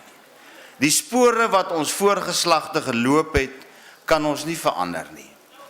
Wat ons wel kan doen en waaroor ons hier in die 4de parlement van die Republiek van Suid-Afrika kan doen, is om mekaar te aanvaar en om mekaar lief te hê. Ons het 'n opdrag. Jy moet jou naaste lief hê soos jouself. Jy moet jou naaste lief hê soos jouself. En wat baie belangrik is, omdat ons nie die verlede kan verander nie. Ons kan vandag stappe doen om waar moontlik herstelwerk te doen om die verlede se foute reg te maak. Soos tans met grondhervorming en die terugkeer van mense byvoorbeeld na distrik 6 die geval is. Alles sal nooit, maar nooit weer dieselfde wees nie. As 'n wond gesond word, bly daar altyd 'n letsel. Na 20, 30, 50 jaar is daardie letsel nog steeds daar. Die tekens van 'n wond wat vroeër bitterseer was, sal altyd daar wees. 'n Chirurg kan die letsel verwyder, maar die pyn sal in die hart bly. Daarom vra ek vandag vir u in hierdie parlement, ons moet regtig waar, omdat ons nie die geskiedenis kan verander nie, moet ons vandag hier waar ons leef, moet ons dit vir mekaar so lekker en gemaklik in hierdie land van ons maak, sodat ons almal gelukkig kan wees. Want die feit van die saak is, ek kan nie besluit hoe gelukkig jy is nie, maar ek kan self besluit hoe gelukkig ek vandag wil wees, en ek kan 'n bydrae lewer, as ek bewus is van jou behoeftes en jou gevoel, om dit vir jou ook gemaklik te maak. Omdat ons foute gemaak het in die verlede, moet ons die foute probeer regstel, en ons moet mekaar ondersteun om die foute reg te maak, en nie mekaar te kritiseer nie. Ons kan nie baat om mekaar te haat oor die verlede nie. Ek en jy is verantwoordelik waar ons vandag staan, wat die stand van die nasie betref. Die geskiedenis het ons met 'n klomp probleme gelos, maar wat doen ons met die feite? Maak ons dit erger of help ons skep aan 'n beter toekoms vir ons kinders? Ons is nou te besig waarin ons niks kan verander nie. Ons praat oor dinge en ons beskuldig en kritiseer mekaar oor goed wat ons nie oor beheer het nie. Ons moet dinge los vir die jeug. Ek haal aan wat Van Wyk Lou in Loyale Verzet in 1938 gesê het. Hy sê die pad moenie vir die jeug gelyk gemaak word nie, maar hy moet ten minste die geleentheid kry om te kan veg. Sy stryd uit te veg en nie die van 'n vorige geslag nie. 'n Skoon kans voor, dis al wat hy nodig het. Die jeug moet die kans kry om weer lewe onder ons te bring. Die jeug met al sy verwarring, sy soek en sy onsekerheid, hy kan dit doen, want sy lewensvorm is die van die lewe self. Die mense wat die geskiedenis help skryf, het is gewone mense net soos ons, mense wat goed en verkeerd gedoen het. Wat gaan die geskiedenis van ons sê oor hoe ons die verlede hanteer het en daarmee gehandel het? Wat ons nou mee besig is, ons is besig om die geskiedenis vir ons nageslagte te skep. Ons skep nou geskiedenis, soos wat ons voorvaders het gedoen het, soos wat Madiba dit gedoen het, en 'n klomp ander mense. Nou moet ons daai geskiedenis hanteer, sodat ons vir ons nageslagte 'n beter hanteerbare geskiedenis kan nalat. Want al wat ons nou doen, ons beklei met mekaar oor die verlede en ons kom nêrens nie. Ons moet die geskiedenis afhandel, dit regmaak en dan 'n erfenis vir ons kinders los wat hulle op kan voortbou en ons moet mekaar leer ken. En geagte president, I'm very glad you mentioned the fact that there is a road being built between the Voortrekker Monument and the Freedom Park, so that these places of heritage can be connected. We must do extra Ons moet ons uit die pad uitgaan om ander mense, ons broeders in hierdie land se geskiedenis te leer ken. Ons doen te min. Ek het regtig begin om 'n poging aan te wend om die geskiedenis van al ons mense te leer, sodat ek vandag kan verstaan hoekom mense ongelukkig is oor dinge wat nog nie reg is, alhoewel ons 20 jaar van apartheid agter die rug het nie. Kom ons vat hande, kom ons doen wat vir ons gesê het, kom ons wees lief vir mekaar, en ons vat die pad vorentoe, en ons hou op met op klei, en asseblief, kom ons hou net klein politiek uit belangrike debatte soos hierdie uit. Dan gaan ons iewerster kom, want ons kan nie politiek maak oor belangrike dinge soos ons erfenis en ons toekoms nie. Ons moet politiek daar uithou, ons moet nie politieke punte skoor nie. Baie dankie, geagte adjunct speaker.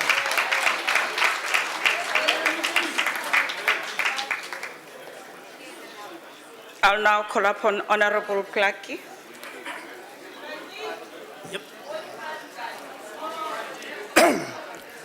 Thank you, Deputy Chairperson of the National Council of Provinces. The 24th of September signifies the call for South Africans to reinvent themselves and take very serious their cultural lessons and values. This house is microcosm of this diverse and rich cultural heritage. Yet, how much do we know about each other's culture? The City Press of the 8th September had a full spread of discussion on heritage.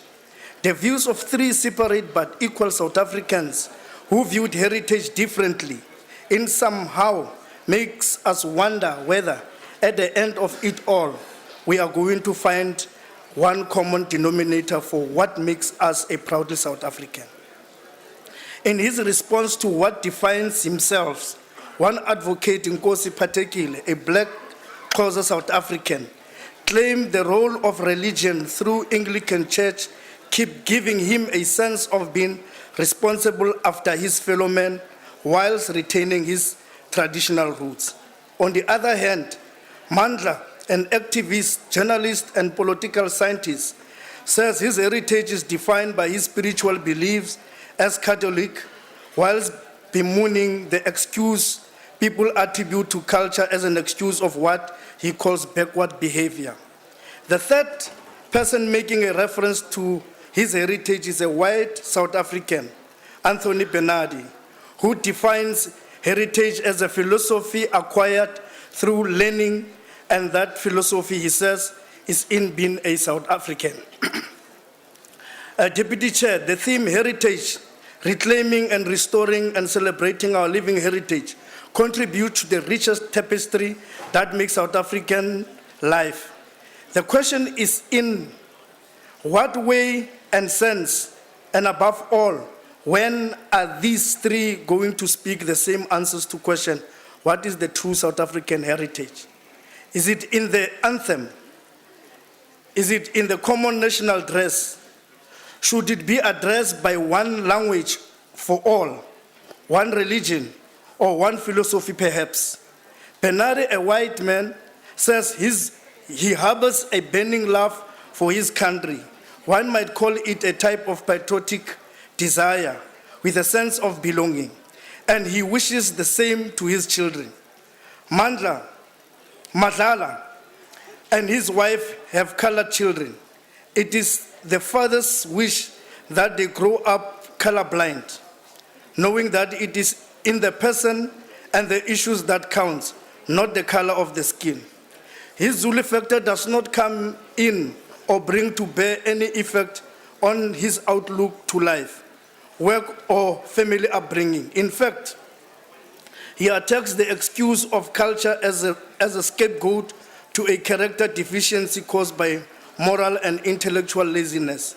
Meanwhile, Delizindaba Holomisa, he defines himself as a progressive traditionalist who regards themselves as an African's first, having descended from further up in Africa, gathering intense customs and cultures to emerge as they are defined today. In all of this is the fact that the entire heritage has to be passed on to the next generation, squeaky clean, untinted, or as it turns out, highly compromised and diluted. The two who made reference to the spiritual elements brought about being members of two strong church backgrounds bring an interesting dimension to the whole heritage mix. Could it be so that it is not enough to define any form of heritage without need for a spiritual attachment of sorts? For many of us, heritage lacks significance and appeal, not for Zulu people.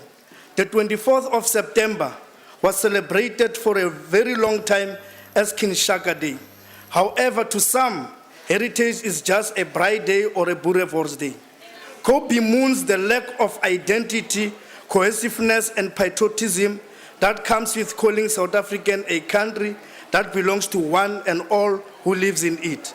Identity is partly heritage, partly upbringing, but mostly the choices you make in life. Heritage is priceless. Heritage cannot be treated in frivolous manner. Heritage works with a person, and such a person gives and gets respect. The ideal of today are comfort, expedience, surface knowledge, disregard for one's ancestral heritage and tradition, catering to the lowest standard of taste and intelligence, disrespect for all that is inherently higher and better experience, raising the victory flag of ignorance and the banner of degeneracy. In such a time, social decadency is so widespread that it appears as a natural component of political institution. What makes these three men a reference here, as you could see, show us that it is in the high way of life. Heritage is no longer that conformist concept of old. The crises that dominate the daily lives of our society are part of secret cult war to remove the support of spiritual and traditional value in order to turn men into passive instrument of dark power, where he lives amongst ruins in the world. Honorable member. In conclusion, Honorable Deputy Chair. Your time is over. Okay.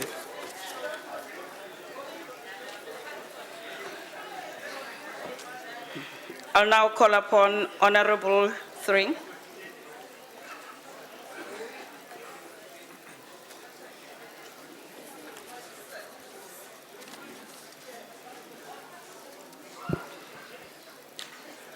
Honorable Deputy Speaker, an internationally renowned statesman once said, when our first democratically elected government decided to make Heritage Day one of our national days, we did so because we knew that our rich and varied cultural heritage has a profound power to help build our new nation. That statesman was none other than our former President, Nelson Mandela. It is the belief of the ACDP that irrespective of race, color, or creed, we are all intertwined by the legacy of our past and undeniably, compellingly bound together by the possibilities and the potential of our future. The people of South Africa have inherited a history of oppression, a history that was ruled by hate, inequality, and a warped sense of superiority. Simultaneously, Madam Speaker, we are the heirs of a legacy of selflessness shown by those who fought against the tyrants of our apartheid past. The ACDP would be remiss if we did not pay attention to the Christian Judeo heritage of some 80% of our South African population, encapsulated by the covenant that God gave to his people in what is today known as the Ten Commandments.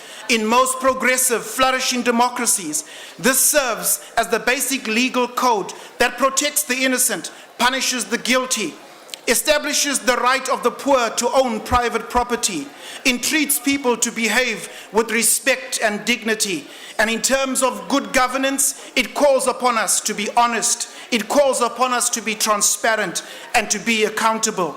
This heritage provides a moral compass of absolutes for all of our people groups that should not be tampered with by the protagonists of relativism, liberalism, and situational ethics and such like.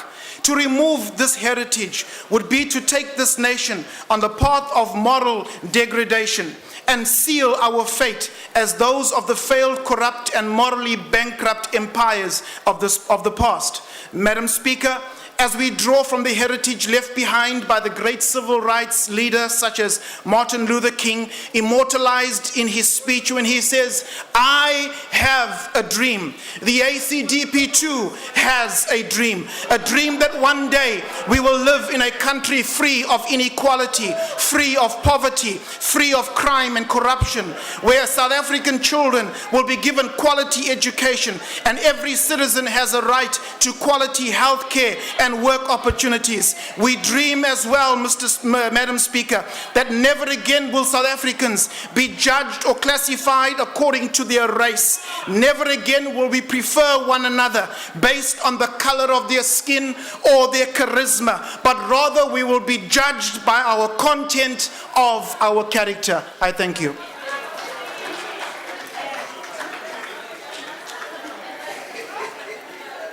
I'll now call upon Honorable Ditetelo.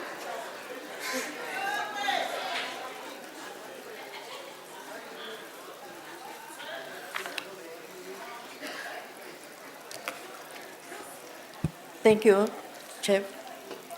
When we speak of South Africa's heritage, it is usually with a monotone that focuses on the struggle against apartheid, the onset of Jan van Riebeeck, and how the lives of the four inhabitants changed since then.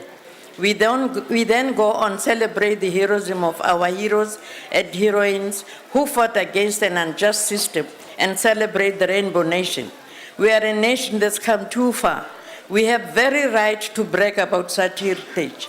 We collectively show the world and ourselves that peaceful transaction of governments are possible, and despite a horrible, despicable past. We are an example of reconciliation, and we continue to be. Reconciling in our context has meant many things, which include learning to live together despite our differences, willingness to accept and tolerate different cultures, speaking with firm commitment when we see unjust actions, hoping together for a better future for our children. These are positives, and we have every right to dwell on them on days like this. However, they are not all there is to it. Apartheid and the struggle against it, it is not at all that defines our heritage. Our heritage is our value. We need not forsake as we hang on to victimhood. We have exported Ubuntu as a value that defined us as a people. But today, we see little of it. It doesn't mean to influence the decisions we take in higher places as individuals and as collective. Moto ke moto ka batho. Umuntu ngomuntu ngabantu. That's how we are essentially. When monies are squandered for individual gain by people entrusted with leadership roles, it really does not serve us, and most certainly does not reflect our values. We like being identified as a rainbow nation to the rest of the world, yet one could swear that we are in the middle of a tornado in our social relations and in the manner in which we bicker and defend wrongful acts by our peers. We do need to understand that what today is celebrated as heritage and a rich history was once a daily living experience, and that how we behave today and the foundation we lay today is what future generations will review as the heritage. We must therefore tread carefully. Whatever we understand as power today, we must know and understand that it has been lent to us by our children and grandchildren. And therefore, let us give them something to celebrate 20, 30, 50 years from now. They must not look back and wonder at the caliber of leaders that each one of us are. Lastly, we celebrate different cultures. We ought to try and find preservation of each culture and pay enough attention to preservation of our languages. The richness of our indigenous wisdom is always found in the richness of indigenous languages. The arts and culture, as well as the Department of Education, have a pivotal role to play in this regard. I thank you.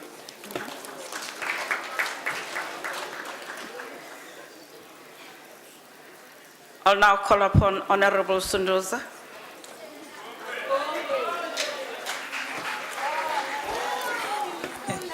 Thank you, Honorable Chairperson, Honorable President, Honorable Deputy President and honorable members of Parliament, ngithanda ukunibulisa namhlanje as we debate the Heritage Day debate.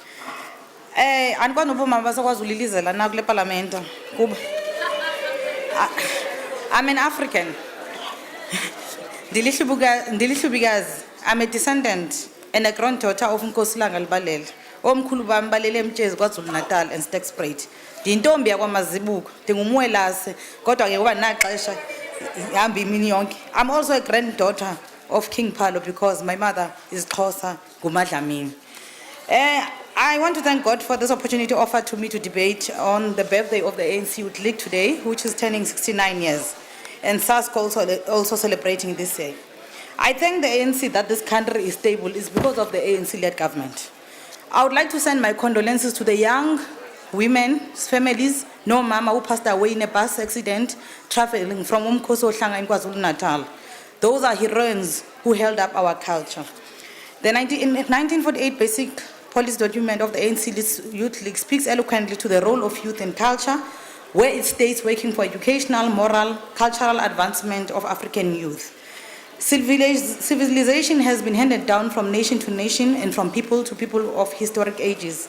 Our people and our nation contribute to human culture and civilization. It was President Jacob Zuma who once observed that Africa's liberation heritage must be passed on so that the children know where they come from. The president went further to advise that we must tell our children how the heroines of African continent fought tirelessly so that they can be able to walk as free people in our country. In any society, youth are central in self-identity of a people. They embody the values, beliefs, customs, traditions, and behaviors which are received from parents. They represent manners, attitudes, and way of doing things. So kubalulekile uba abantu abatsha baziphathe kakuhle because umuntu xa eziphethe kakubi uyabuza uba ngumntana kabani na kakade. Culture is passed from one generation to another, but the passing of culture between generations is not innocent.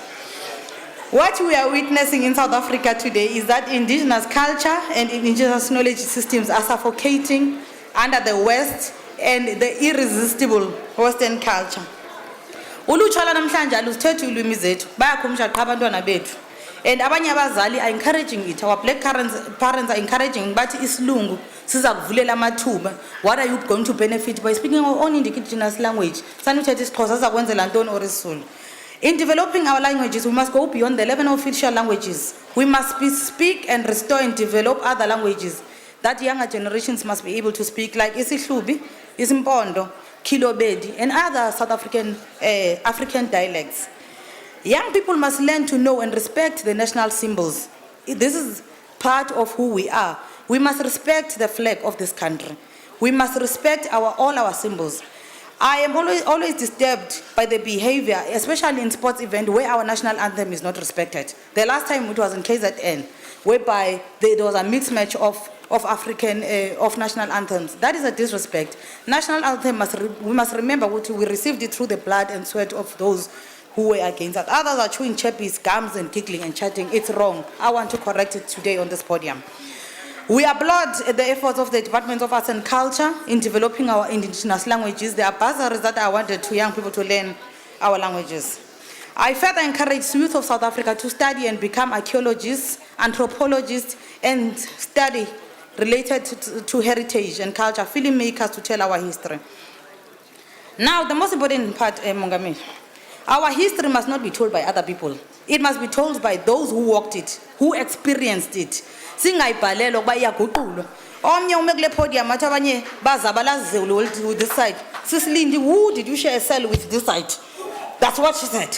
So I don't know which wrong or history hlala ithethwa. So it's time for you that the struggle veterans in this house must write their history because it's always distorted. I am happy to have been, those are the untold stories that are not told. So what I would say is that Malindo Sisulu, Mamna Lady Pando, Sue van der Merwe, Busi Coleman, Nyami Boy, General Spuenyan, Ubalegin. Those are the people that must write where they come from so that we can understand. History that you president. I hope Manupal. We must thank the ANC government for building museums that give us an identity as Africans, internationally as well. That's why we have Matola raids in Mozambique. An important aspect of history as we build museums, Minister Mashatile, is to build a peace and reconciliation museum. A lot of people are not aware that today, Emperor's Place in Gauteng is built on the World Trade Site, which housed our important history, CODESA. The talks and negotiation, adoption of the interim constitution, new constitution, the TRC, that history need to be captured in that museum. Even I remember vividly the AWB crashing on the negotiations. Those history must be told. Young people must know about it. And we're not going to be guilty about speaking our history because it's where we come from, you know. Further, a South African Women's Museum must be built like the Women's Memorial War in the Anglo-Boer Museum. It's a pity Honorable van der Groenewald is not here. That will reflect the struggle of women in that women's museum. We tell great leaders of Mama Sisulu, Mam Tambo, Mamu Ruth Mombati, brave women who took up arms, women in Konto Wesizwe, and liberation women, women in the underground, women in Operation Vula. There is no history that speaks about that. We speak about women who received the orders of Mendi, like Portia Ndwandwe and Makosi Tulinyoka. Those are what young people must know about Onom Kosimini, the Piet Retief massacres. Women, by saying this will motivate young women as well to know that they must not feel treated as appendage. A youth museum in South Africa that will honor young women and men from all generations of history, because there are artifacts that want to be given. The youths who ran away from the caterpillars, from hippos, the youth in prisons at number 4 and John Foster Square. We speak about Batando Ndondo, Tami Khubusana, and many. So we need these museums to capture our history very correctly. President, ndikuvile uthetha ngestage e-Union Building. Ndiyasivuyela kodwa kudala ndiyikhwaza lento zizayikhwaza namhlanje. When we come to Parliament, our Parliament must not reflect only the past. It must also reflect our liberation history. So yes, we siyangena yasho likhona phaphandle or no luyibhoda, but here in this Parliament we must have a statue that reflects our liberation history. It's time that we have Nelson Mandela, the first democratic president in this Parliament. You know, you go at the back, there is Queen Elizabeth, the other side. There's nothing that speaks about us. There are flames, there's light, it's our time. Why are we scared to bring our liberation in this country? The parents and heritage institutions, performance arts, are the critical institutions that are very central in enabling youth to learn all this indigenous heritage. We must reclaim what is entailed in the Freedom Charter that says that the aim of education shall be to teach youth to love people and their culture, brotherhood, liberty and peace. We welcome technology, but it is slowly slowly destroying our values. Yes, I encourage young people to learn technology and continue to use social sites like Facebook, like Twitter, like all of them, WhatsApp, but let it not phase our heritage. This technology has drawn away social cohesion because now families don't sit together because the child is on Twitter, the other one is playing space in another room. There's no cohesion. They don't even know who slept at what time because of technology. I think it must not take away our African values. Yes. In this regard, youth must be given an opportunity to learn stories that are told by heritage institutions. They must bring families together. Toss. What I'm saying, now they don't do storytelling. I'm saying toss, they don't remember what is said. And storytelling was what was done by our grandmothers around fires. You can do it around heaters now in air conditions, but you continue with our heritage. That brings back the family cohesion. We need to advocate to indigenous game. We grew up playing uqaphu, amagusha, diketo. Chairperson, I can't even hear myself in this house because of the noise level. You know, we strongly need to advocate for indigenous games, uqaphu, amagusha, diketo. They brought social cohesion, unlike technology that makes them anti-friendly, because we need to bring back those. That's why if we don't have indigenous games, the youth will continue to engage in everything that is wrong, you know, that I won't mention on this podium. Parents who are here, I'm not sure about this MPs whether they can still do it, to teach our people our African cuisines, how to brew umqombothi, amageu, ujeqe. All those things, it becomes important. It's our African cuisine. We travel all over the world. You will never eat anything that is South African because they cook their own food there, because they are upholding their culture, you know. To plait hair, let's stop wearing those borrowed hair, because that's not us, you know. We must be taught how ziyaluma nonluma izinto ezi. So that's not yours. Let's wear our own. And then we must wear our ethnic clothes.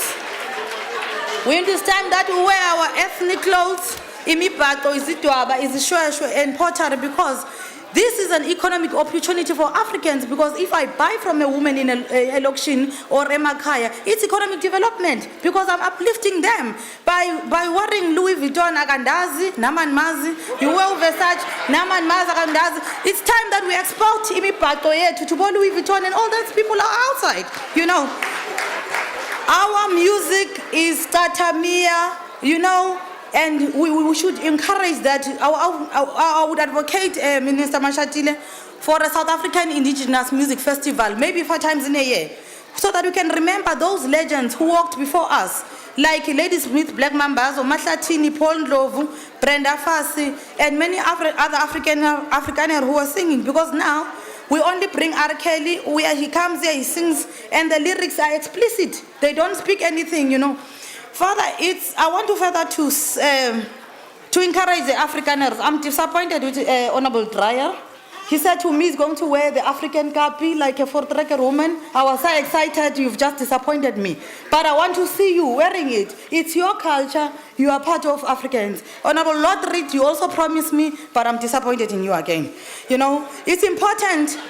Our heritage, our values, abantu bethu now, even a younger generation, are scared to even ukuhlaba, because bazawubizela uSPCA, you know. I don't know what is the problem. Let us not abuse our democracy, because ngexesha le-apartheid babengenamsebenzi zethu noba siqhobile inkomo rigusha intoni, but ngoba bagadene nathi, let's continue to do our traditional herbs. That mostly the Khoi and the Nam are still using it. I was sick, I had bronchitis, I drank all this medicine from the West, but nothing worse, but ugogo gave me umhlonyane dapola. So, and when we use it, they say, no, it's not gone through the SAPS standards, it's not gone through what? It doesn't matter, it's fine, it healed us before, you know? And the values of as I said, when you grow up, your parents will always say, let's go back to our values. Then this moral decay will be gone. I remember my grandmother when I was growing up, when I started to get amabele, one better ngomchayela, ubala ukuthi mawehle, ngiyazi goma, because we don't want to speak about our cultures, but that's the reality of the matter, you know. And that's how she taught me to be a young woman, you know. I'd like to challenge the SABC. It does not uphold our African heritage. I believe over 70% of the contents are international, not South African, you know. And most of the time, it's explicit, it's naked women, it's half pornography, and it does not add any value to our youth. You know, the culture is not African. That's why most of our African youth want to be Americans, eat like Americans, dress and walk like Americans, and it's not us, you know. And this is a time that also the faith-based institutions in South Africa must assist in bringing back morality and values. They must not just say politicians... Madam, may I address you, please? The translation is not forthcoming, and we would all love to hear what the Honorable Sunduza is going on about. I thought you would hear me. Unfortunately, Honorable Member, it's out of my hands. Thank you. Okay. I was speaking about the faith-based institution to say that they must assist in bringing back morality and social television. They must not say make it the responsibility of politicians as well. You know, they must learn from a leader like Zach K. Matthews, who ensured that the gospel appropriated authenticity by the African communities. You know, and I want to honor people like that, to say that you find most of young people in church. So those are the men of God, men of the cloth, who must assist us in bringing back this morality to society. I was happy on this Sunday, I was at Grace Bible Church, Bishop Musaswan was speaking on young people to respect their parents and never to forget where they come from when they've succeeded. You know, they cannot say, and that was the election or as laling. As much as I said that the Western heritage, we seem to know it more than our African heritage. That's why even economically it continues to profit more. Music on everything that you buy because we are the ones. And I'm appealing to the minister that our museums, let's not just treat them only as visiting places and then we go out. But there must be a place of economic activity. If there is a museum, young people must be given an opportunity to display their culture. Some of them must sell artifacts outside. That's an economic activity because we go to museum. Some of them are in rural communities like the Samora Marshall Museum. But there's no economic activity because one would like to buy a cup or buy anything. I would encourage that we start looking at that. That is development, you know. Parents have the responsibility to inculcate young people because young people now, they have a habit of wanting a good life without hard work. You know, they want things that come easy, and this is leading to self-destruction, you know, and because of the Western and influences. It's so unfortunate that we are not going to be made guilty by speaking our history, you know, because where we are is because our history has made us to be where we are. If Honorable Groenewald was here, I was going to ask then, how come does Mapungube and the Drakensberg not owned by Africans, but owned by hotels and the minorities? Then how did they get that land? Maybe it's a debate for another day, you know. Honorable Watson, please don't start with me today. Okay. There's a lot that the ANC government needs to do to get media to play the role. Former ANC President Mandela has declared that cultural institution cannot stand apart from Constitution and our Bill of Rights. You know, I appeal to the traditional leaders that are here that our culture must not be distorted by those who are coming with their criminal activities. Our culture is beautiful. Our heritage is beautiful. But who are trying to by more culture yethu. I will make an example. I know some might not agree with me. I just did a research on how it was done in the past days. You know, you know, and there's you know, so those are some of the issues that they are destroying the children of South Africa. You know, and we cannot reconcile and have a so-called social cohesion by not healing, because healing is by speaking. So when we speak our history, it's part of healing. And some must not say that our history was there and we can't speak about it. Now our history, when we speak about them, we're making people feel guilty. There's nothing that makes them feel guilty. It's our time to express what we never could express 20 years, 19 years ago, you know. And I must say that it's time that our youth must stand up and they must study. And it's time that we, as African youth, will respect our parents, and our parents as well must also play a role. Sanusela nati, sanu baleke emveni kwabantwana yazi nthetha ukuthini, because your children will never respect you uba uza uleqana namathotho leqa intanga zakho, because now we are still maintaining the values. We don't sit with your children abangangathi uhlebe omnye umuntu omdala in anywhere, because that's where our values are diminishing, because that's where the lack of the respect is going. Ngiyabonga ANC na uhlala niphethe. Thank you so much.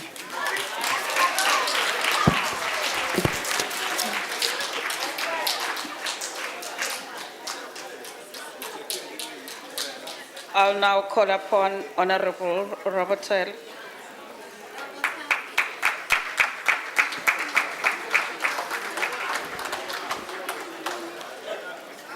Thank you, House Chairperson.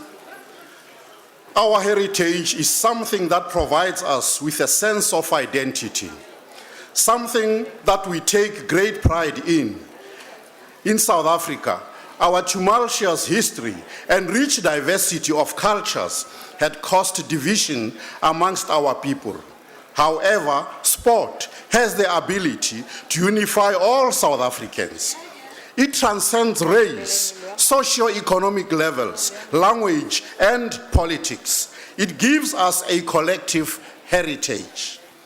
The critical role that sport plays cannot be overlooked. Who can forget the rich history that was built by our great sportsmen and women, laid by our national icon, Tata Nelson Rolihlahla Mandela, in pugilistic circles? followed by the likes of the late Enoch Schoolboy Nhlapo, known then in the boxing ring as Uskekete. And of course, the fighting Prince Maisela. Who can forget the legendary athlete Zola Bart Pieterse, who took the racetrack by storm, setting new records, the likes of Luop and Fal, Motswara Teu, Titus Mamabolo, the list is endless. In soccer, we had greats like Percy Chipa Muloi, Eliakim Pro Kumaro, Ariel Pro Khongwani, Kaiser Boy Mutaung, Pule Eisenzelengwe, and our own Musiwa Terra Lekota, to mention but a few. All our sporting heroes and heroines, past and present, were a major contributing factor in helping to shape the future of South Africa. When the Springboks won the 1995 World Cup and Tata Mandela donned the number 6 t-shirt of the team captain, Franco Espinar, the celebration was twofold. We celebrated our winning Rugby World Cup, but more importantly, we celebrated our unity as South Africans. In that moment, our apartheid legacy was overshadowed by the promise of a unified nation, a nation that looked beyond race, language, and various other factors that was used to segregate us. We celebrated our unique diversity, remembered our turbulent past, and had faith in our future. When we hosted the FIFA Soccer World Cup in 2010, South Africans rose to the occasion, proving to the world that we are a proud nation with immense potential. I would like to take this opportunity to say thank you to our sporting legends for a job well done. To those who are no longer with us, may their soul rest in peace, in the knowledge that their contribution to our sporting history assisted in unifying our nation. To those who are still with us, we say, continue with the good work. We are proud of your achievements. And lastly, to all our talented, aspiring athletes, continue to pursue your sporting goals and make us proud. There is still much that needs to be done in our sports sector. Our nation is thriving with talented sportsmen and women, but we must ensure that we develop and invest in our upcoming talent. We must ensure that they are provided with opportunities and continue to raise the bar. Our progress as a country is inexplicably linked to sport. We give thanks to all our sporting legends and aspiring sport stars who help in unifying our country. To build our collective heritage as proud South Africans. Mogologolo na bua a re, letlhaku le lesha le agelwa mo go le legologolo. Musa Kgotla a me a kalo ke go lebogile.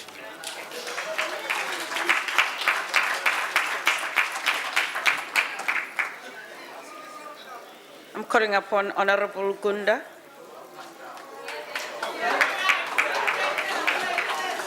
Thank you, Honorable Deputy Chair, Your Excellency, Honorable President and Honorable Deputy President.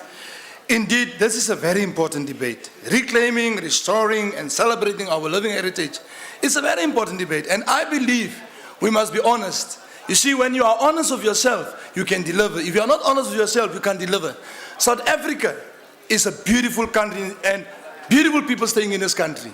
Let me just say this.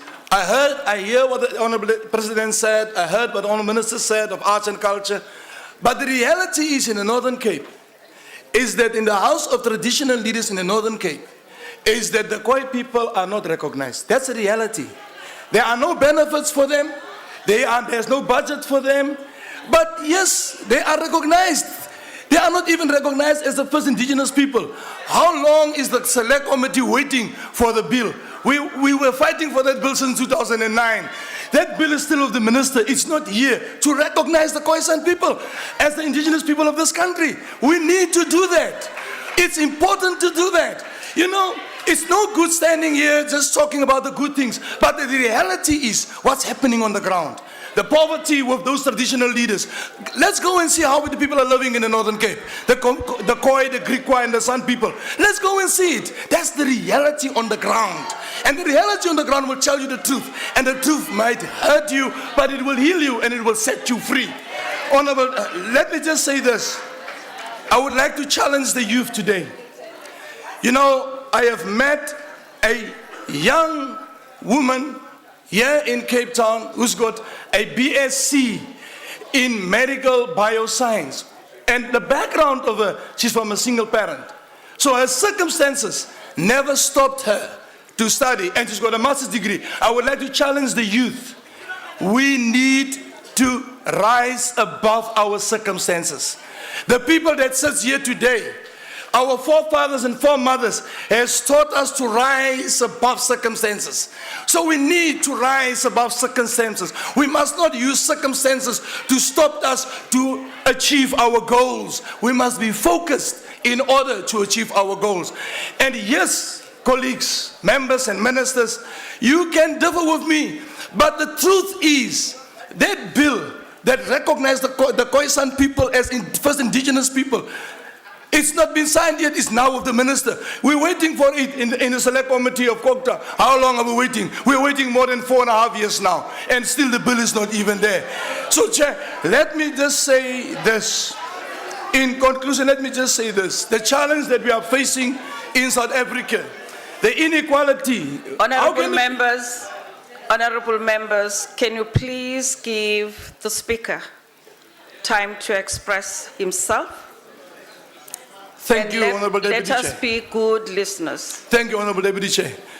Let me just conclude. In order to evaluate this sketching enemy we call poverty and unemployment and inequality, we need to put our heads together. And we need to invest in our youth. We need to invest in the people of this country to have a brighter future. You know what? We are what we are because of the people who leave the legacy for us behind. I thank you.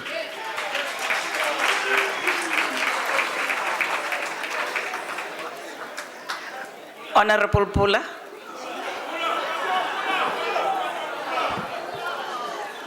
Honorable Speaker, Honorable President, talking about heritage, the first thing is the understanding what is required to build a new nation.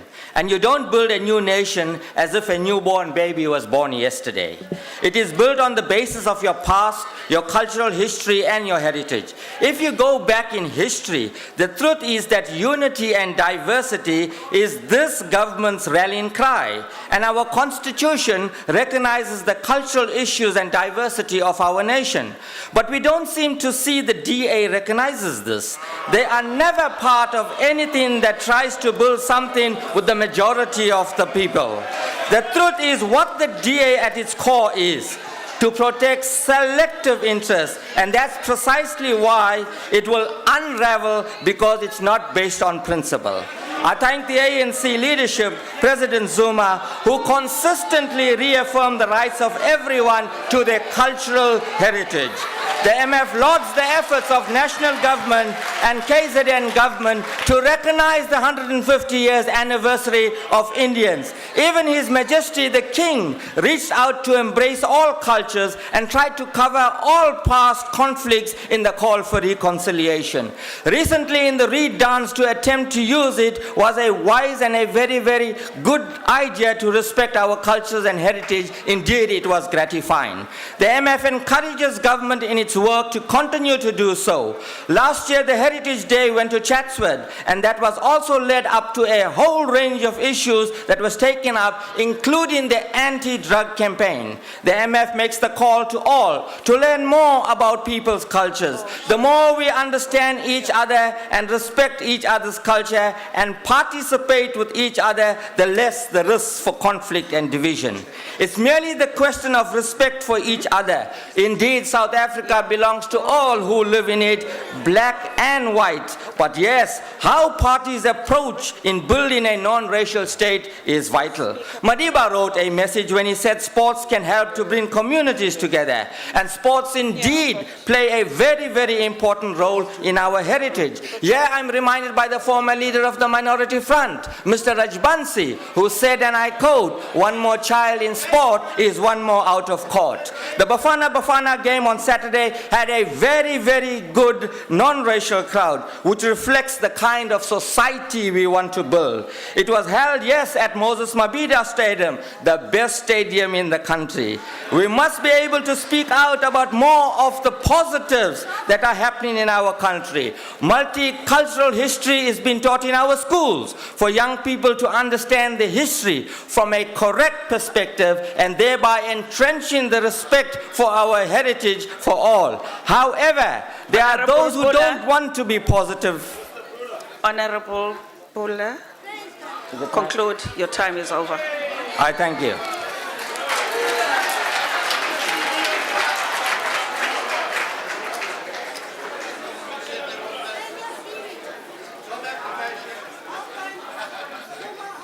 Ngicela umntwana uMM Zulu.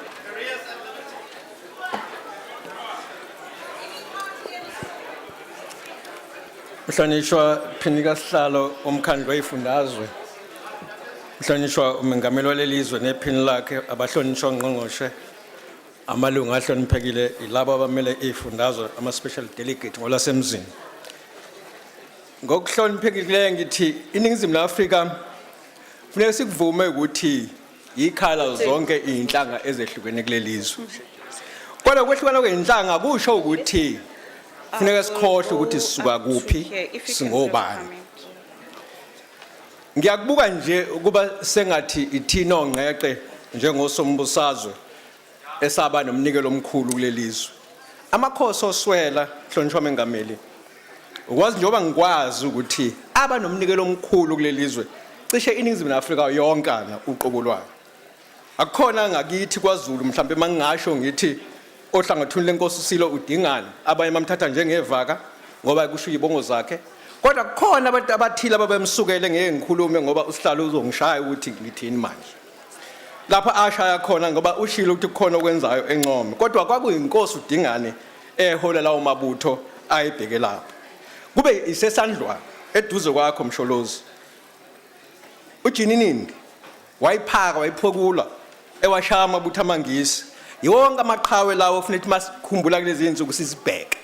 Bese ngizothi ungqongqoshe ophathiswe umnyango wemfundo ephakeme. Ngiyacela ukuthi encourage onke ama universities njoba kwenza iuniversity lekhaya kwaZulu Natal ekuthiwa iSetusini noma University of KwaZulu Natal eyenza ukuthi wonke umuntu noma ngakuthiwa wenza yipi i-course noma yipi degree kufuneka kodwa lole ngilukhulumayo uqale ngalo ukuba kwazeke ukuthi kwenzeka. Kusizani lokho kusiza ukuthi mawusungumengameli wezwe ungabi umengameli owazi science kuphela ngoba uzosifaka ku science ubusikhohliswa izinto zethu. Sinezingane nami ngomunye umuntu ofile kulolu hlobo. Umntanami akakwazi kahle ukusikhuluma isiZulu esengisikhulumayo kodwa ngiyamphoqa ukuthi kufuneka sikhulume. Kodwa ngifakazela ukuthi izilimi zethu zaseAfrika ngeze zaphronyothwa umuntu noma ngaphandle kuba izimelwe yithina njengabantu abampisholo kulelizwe. Mase sizofika sibe seNgilandi noma sibe seMelika angifisi mhlonishwa mengameli sibe seMelika lapha. Ubaba omkhulu inkosi Dinizulu yenza umnikelo obonakalayo ilwa namambuka ke manje. Ayisethe bheke kulo lonke leli kababa omkhulu. Kodwa kufuze ukuthi zonke izilimi sinikeze ithuba nabahlonishwa laba abamela abantu. Sikhulume lezo limi zomdabu ukuze bekwazi abantu bakithi ukubenefit ukuthi lokhu esakuvotela ngo1994 siyakuthola ukuthi abahlonishwa bathini kusishamthetho sikazwe lonke noma imikhandlo lezifundazwe noma kuma provinces ngoba mase okhuluma lika George kuzokuba uJesu ngeze kwasiza ngalutho ngoba umama nje ongizalayo wayengazi lutho ukuthi makhulunywa isilungu khulunywa Mhlonishwa uZulu. Ngiyabonga baba. Isikhathi siphelile. I'll now call upon Honorable De Villiers. Honorable Deputy Chairperson, Honorable President and Deputy President, Honorable Ministers and members and guests, on behalf of the Democratic Alliance, I am honored to participate today in this Heritage Day debate. It is excellent and very good that we as South Africans have established the National Heritage Resource Act number 25 of 1999. Our heritage is very diverse and unique. We as a nation must remember the past, not dwell on it, but rather use the foundation of the past to build a better future for our generation to come. Heritage is one of the primary sources of identity, a sense of belonging, a sense of who we are and where we come from. If you want to destroy a nation, then you must destroy the heritage. This situation must never be allowed to happen. Heritage is about us as people in our diversity as humans. We must ask the question, do we preserve our heritage? Do we in all our doing advance or retard or destroy our traditions, our languages, our customs, or our beliefs? Do our children know our traditions and customs, or are they ignorant to these important issues of life? Our heritage has many challenges. One of them is that we must preserve it within the context of an ever-changing world driven by a modern technology. We must preserve our heritage within the context of an ever-changing world that is driven by this modern technology. This modern technology must never be allowed to take over so that we lose our identity, our belonging, our heritage, and what and who we are. We must treasure the gift of Africa, preserve it because it is the heritage of generations to come. Thus, we all of us owe it to them who follow us. The principles for decades in governance and countries are principles of profit and personal gain and advantage. The greatest African principles and values are principles of justice, balance, reciprocity, and appreciation to what life grants us as a nation. As a nation, we are guilty of not fully adhering to these principles. Let me pause on this. 1, we hear that the cabinet ministers interfere into the public protector's investigation into the 200 million in Kandla. 2, wastage of public money, the Transnet fuel pipeline between Durban and Gauteng, an amount of 15.4 billion in 2009 and now 23.4 billion. An estimated 125,000 houses could be built. Just in the Eastern Cape, 1,450 temporary teachers did not receive their salaries, which amounts to 596.0 million rand. These teachers in poverty, hunger, no water, no electricity to pay. The arms deal, 70 billion now escalated to 30 billion since 1999, and the government still throw money around not to reveal the truth. Pencil Takula of the IEC into a scandal of 320 million rand lease deal. Provincial and local governments in financial problems. Interventions and administrative processes are the order of the day, left, right, and center. And you are with me in the same select committee, and you know what I'm talking about. 1,448 police and SAP staff with criminal records, and some very high ranks in the police service. Universities under administration for maladministration and corruption, like Walter Sisulu, University of Zululand, Tshwane University, and others. It sounds like madness in a democratic society. Unbelievable. I can carry on with this sick and cancerous situation in our government.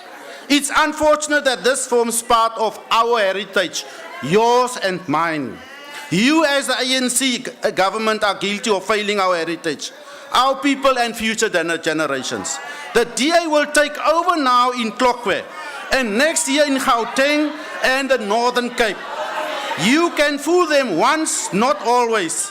Lies and clever words will catch you up. Remember our past, avoid the ills and wrongdoings to own our future. We can only reclaim, restore, and celebrate in this way. I thank you, Honorable Deputy Chairperson.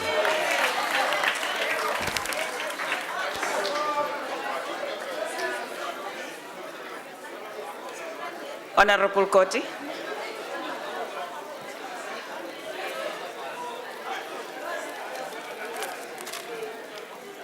Thank you, Honorable Deputy Chair. Comrades and honorable members, the APC as an Africanist, Pan-Africanist and Socialist Party welcomes not only this debate but also the aptness of the topic, precisely because the question remains, almost 20 years since independence, of how do we reclaim, restore and celebrate positively the heritage of especially the indigenous African majority in the context where the exigencies of history have through political, economic and social constructs rendered the African majority a cultural minority, where through centuries of national humiliation and subjugation, the essence of their being has been challenged, where today the beneficiaries of apartheid, through their political formations and social commentators, characterize Ubuntu, the core value and essence that defines our relationship with other human beings, as an abater of corrupt practices. Yes, we have a heritage to reclaim, restore and celebrate. The narrow economism of the vulgar Marxists has been aptly rebutted by the great patriot and outstanding leader of our struggle, Robert Mangaliso Sobukwe, who said, I quote, "The African is not an economic animal just to be fed. He has a social and spiritual dimension to his existence."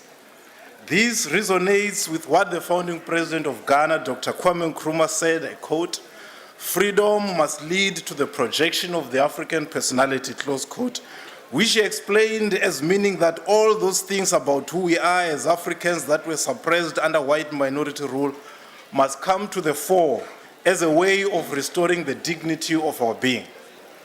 The APC salutes our institutions of traditional leadership and indigenous African churches for being the bastions of our proud African heritage. They need our support and encouragement to firmly adopt a dialectical approach to their work. Thank you.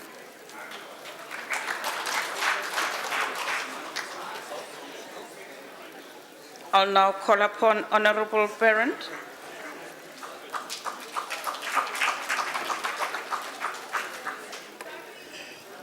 Mire, achtbare president, achtbare adjunct-president, Moro adjunct-voorzitter en achtbare lede van die huis.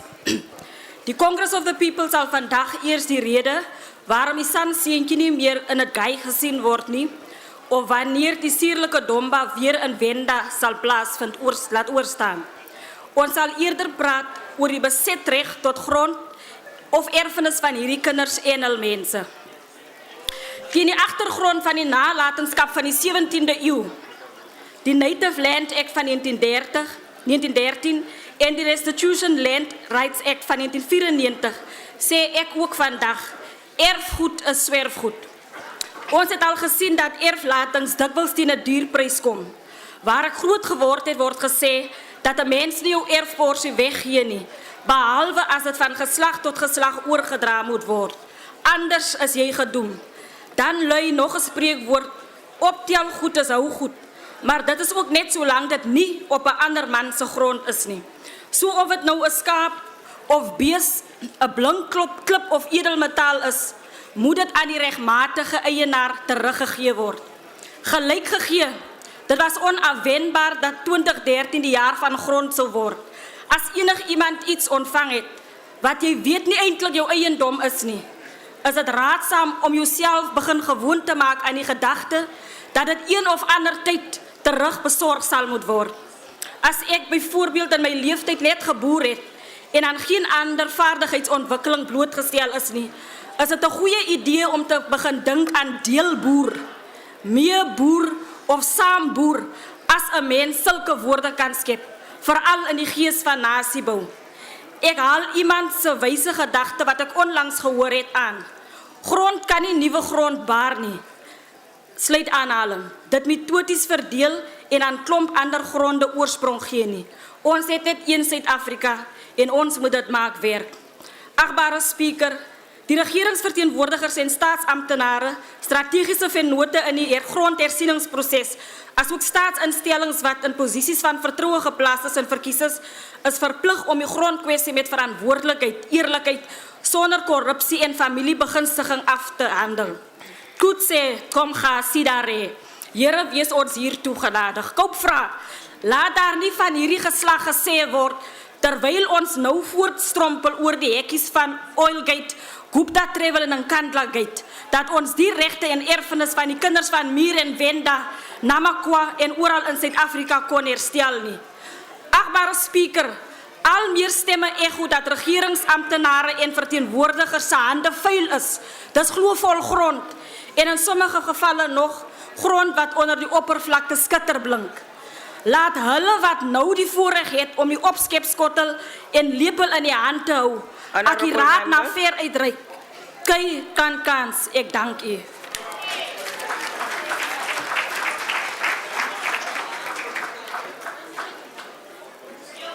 I now call upon Honorable Farrow.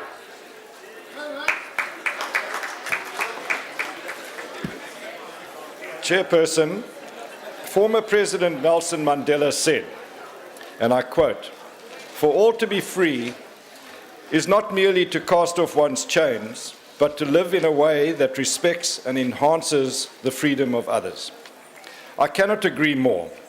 Heritage is all about embracing and respecting each other's traditions, culture, language, identity, and values, all of which contribute to building the diversity and uniqueness of this, our rainbow nation. Deputy President Ntlanthe quite rightly identified in a Heritage Day speech last year that poverty, inequality, and unemployment are the three biggest barriers to freedom in South Africa. I was born in Mthatha and I spent my formative years in a place called Biki, for those of you that know that. It's not far from former President Mandela's home at Kunu. My late father often used to joke that my brothers and I used to make clay models of cattle from the same stream that Madiba used as a child. Sadly today, little exists in the way of the home we were brought up, in other than the memories that we have. But I have no doubt that the children of Biki continue to model clay cattle in those same streams to this day, as traditions of the past are passed from generation to generation. It is traditions and cultures like these that attract the curiosity and the interest of our local population and visitors to this country. It is therefore pleasing to know that the Department of Tourism and Arts and Culture have begun to work on preserving this history and traditions through establishing a series of museums, monuments to honor our nation's past. There are numerous national heritage sites scattered across our country that all form part of a national heritage route which embraces parts of South Africa's diverse history and natural wonders and have untold opportunities for tourism. However, on visits around the province as part of the Tourism Portfolio Committee, one came across far too many cases where national funding of tourist facilities for the communities were incomplete and sites that were poorly maintained, abandoned, burnt down, badly run, or did not provide value for money. As MPs, we all have a responsibility to ensure that state-funded infrastructure like this is protected and correctly used. In analysing these cases, it boils down to a number of factors, such as political interference, poor communication, corruption, greed, lack of training in business principles, and the lack of ongoing management. On the other hand, there were cases where local communities and their trustees benefit greatly from tourism projects. And where this happened, good communications existed between the department providing the funds, the implementing agent, and the trustees of the project. Paramount to the success was the fact that good partnership models were in place, which ensured profit sharing and continued management to ensure also their future sustainability. In the Eastern Cape, however, it was pleasing to note that plans had been put in place to invest in tourist opportunities that come with our history. The birthplace of Madiba at Maveza, for example, received a 70 million grant to establish a museum, craft centre, guest lodges and a bridge over the Mabashi River in order to make the site more accessible to visitors. Linked to the Kuno Museum, tourists can now trace the footsteps of Mandela while enjoying the culture and history of the Xhosa people.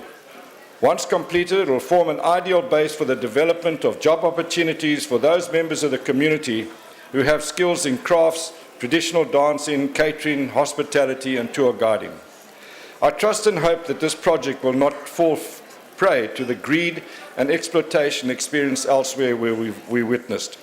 Rural communities have creative talent and should be encouraged to share in this great opportunity which help unshackle them from the burden of poverty, inequality and unemployment. The National Development Plan recognises this opportunity, and for every 12 international visitors we can attract to heritage and cultural sites, we can create a new job. Furthermore, international visitors bring in a foreign currency which assists in our balance of payments.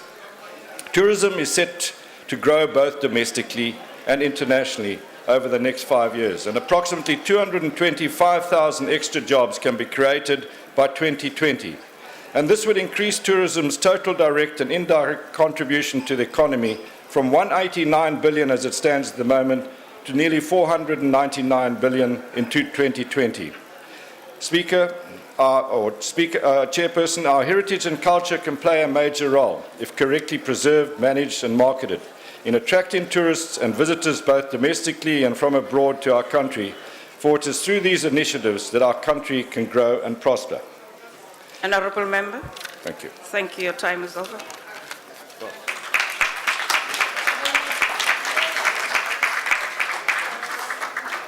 I'll now call upon the Deputy Minister of Arts and Culture.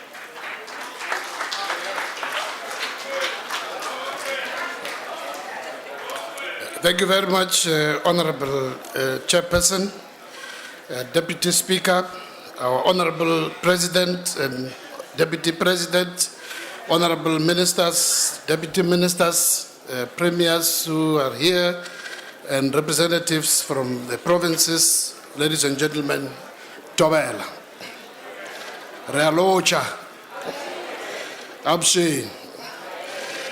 In celebrating our heritage today, we are reminded of where we come from as a nation, the road we have traversed, and the challenges that remain ahead of us. While the central purpose of colonialism and apartheid was to take away the economic resources of the conquered in the form of the land, the mineral resources, livestock, crops, and turn the native population into cheap labor, it is also true that force of arms was not enough to sustain this system. It was not by chance, but rather by purpose, that the system was also anchored on a systematic drive to take away people's cultures, heritage, customs, language, value system, and any form of self-esteem and pride of the people and the nations which came before them.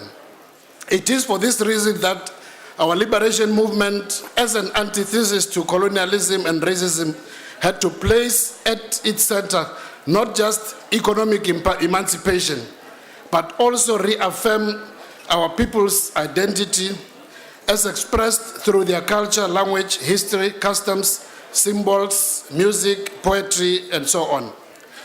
Through its existence for over 300 years, colonialism and apartheid system evolved in various phases, but with a common purpose of looking after the privileges of a few and the disempowerment, disenfranchisement, and exploitation and dehumanization of the majority.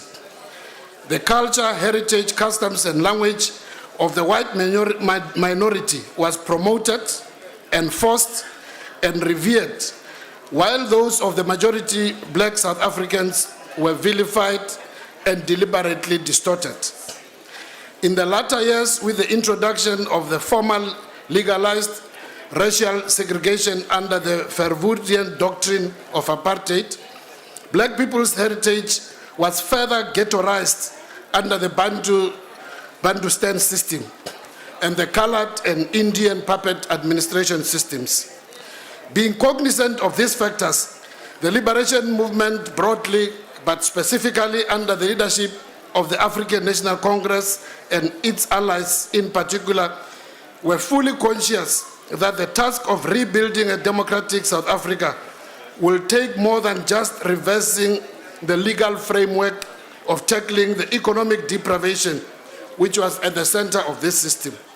It is for this reason that the Freedom Charter bears very clear testimony to this foresight, as it reads in some of the parts of the Freedom Charter, I quote, "All people shall have equal right to use their languages and to develop their own folk culture and customs. All national groups shall be protected by law against insults to their race and national pride. The preaching and practice of national, race, or color discrimination and contempt shall be a punishable crime. The government shall discover, develop, and encourage national talent for the enhancement of our cultural life," close quote. As we got closer to the 1994 democratic breakthrough, the ANC built on the foundation of the Freedom Charter by developing the Reconstruction and Development Program document. And in the RDP document, we stated, one, that we will affirm and promote the rich and diverse expressions of South African culture, that we would promote the development of a unifying national culture representing aspirations of all South African people, that we would ensure that the resources and facilities of both the production and appreciation of arts and culture are made available to all, that we would conserve, promote, and revitalize our national cultural heritage so that it is accessible to all communities. As part of a major part of implementing these ideals, we started with the process of establishing a developmental state as enjoined by Chapter 9 of our Constitution, which amongst others instructs that the public service must be development orientated, that services must be provided impartially, fairly, equitably, and without bias. Today, as we celebrate the Heritage Month, on the eve of completing our 20 years of freedom and democracy, it is an ideal time to reflect and see how far we have gone in implementing the vision of our forebears in reclaiming, restoring, and celebrating our history, our living heritage.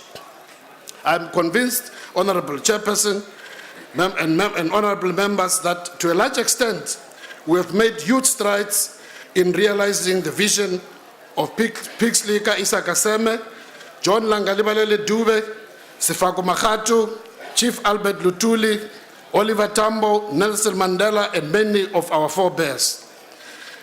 We have gone a long way in the sense that, amongst others, the legal and constitutional framework to protect the cultural heritage, languages, and customs of all our people are in place, quite firmly so within our Constitution. We have gone a long way in making sure that the majority of South Africans enjoy basic services which help them to reclaim their dignity. It is not just us saying that we have made a lot of progress, but also countless of objective analysts, both here in South Africa and abroad, do acknowledge the fact that while there are still challenges, we have gone a long way in providing South Africans with an environment conducive to the realization of self-esteem by providing accessible public services, such as, amongst others, if we look in the education area, we can say quite with a conviction that throughout the value chain of education, starting from the early childhood development to basic education, to higher education and skills development, we have gone a long way. The provision of health services, right from preventative and primary health services to curative services, we have made huge strides. In the basket of social services, various forms of social intervention, including the intervention in the area of income, in the provision of shelter to all our people. Millions of houses have been built over the last 19 years in the area of water and sanitation, in the area of the provision of electricity. Over 90% of our people now have access to these services, in the broad range of job opportunities, and in the area of training, in the support for small, medium enterprises, and in supporting aspirant entrepreneurs. A lot has been achieved. In the very area which you are celebrating on this day today, as envisaged in the Freedom Charter, I again have no hesitation in asserting that we've gone a long way in implementing the vision as outlined in the Freedom Charter and in the Reconstruction and Development Program. If we look, as various speakers have alluded before me, in the area of language promotion, a lot has been done, as again spelled out in our Constitution, the protection of not only the official languages, but all South African languages. Legislation have been developed to enhance this and put this into implementation. The establishment of the Pan-South African Language Board, I know that the members of the committee will argue that a lot still has to be done to make sure that PenSAB is indeed effective. We agree, and we are attending to this, and indeed it will be very effective very soon. In terms of one of the recent legislations, the Use of Official Languages Act, which was passed during the course of last year, to make sure that all government departments have to promote at least a minimum of 3 languages. This is already an act of parliament for national and provincial departments. In the promotion of literature, promotion of writing and reading. Can I also just mention that the last week, from the 2nd to the 7th of December, was our National Book Week, which was celebrated all over the country. The promotion of libraries, the building of libraries and upgrading of libraries, and again, thanks to our fiscals for making the resources available for us to go on a massive library building and upgrading program, focusing in a very targeted manner also in the rural areas. I'm sure our representative from some of the rural provinces can attest to that. Working also with the department, working with non-governmental organizations, is doing a lot of work in this area of promotion of writing and reading. And I can just agree with Honorable Sunduza that we must all get into the habit of writing our stories. Sometime this morning when we were talking, Honorable Mnyamiseli Boy was challenging that me and him must get together and write a book, our stories in COSAS and Azaso and the UDF and so on. So I hold Honorable Mnyamiseli Boy to that, because we made a pact that indeed we are going to write about our stories. And we encourage all honorable members to do the same, so that our stories are not told by people who learn them from hearsay, but they are written from the real sources. Let us do that, honorable members.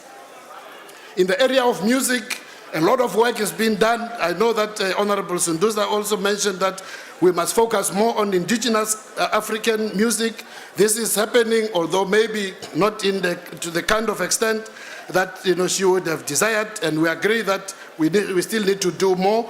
But we are working very closely with all our partners in the private sector and also in the provinces and municipalities in various efforts to promote music.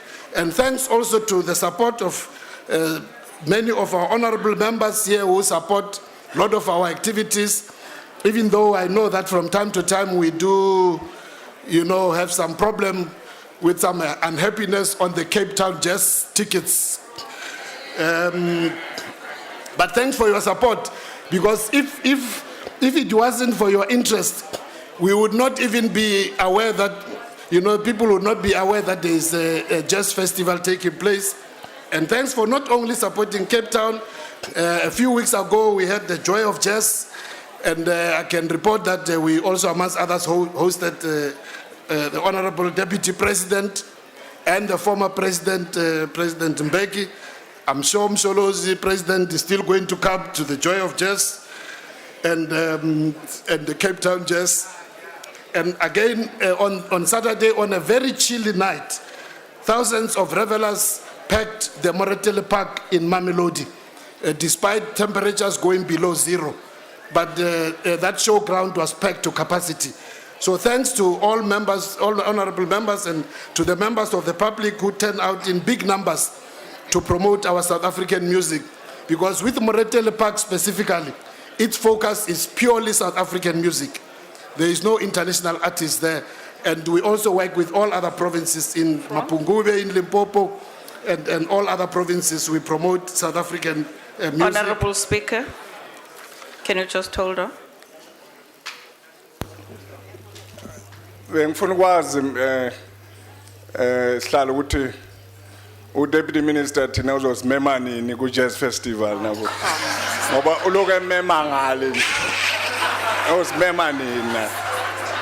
Honorable Member, ngokukhulu ukuzihlonipha ngicela nje uhlale phansi baba umiyeka aqhubeke.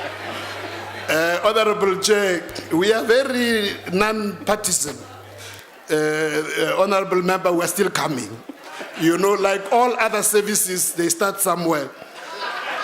Even the allocation of tickets starts somewhere.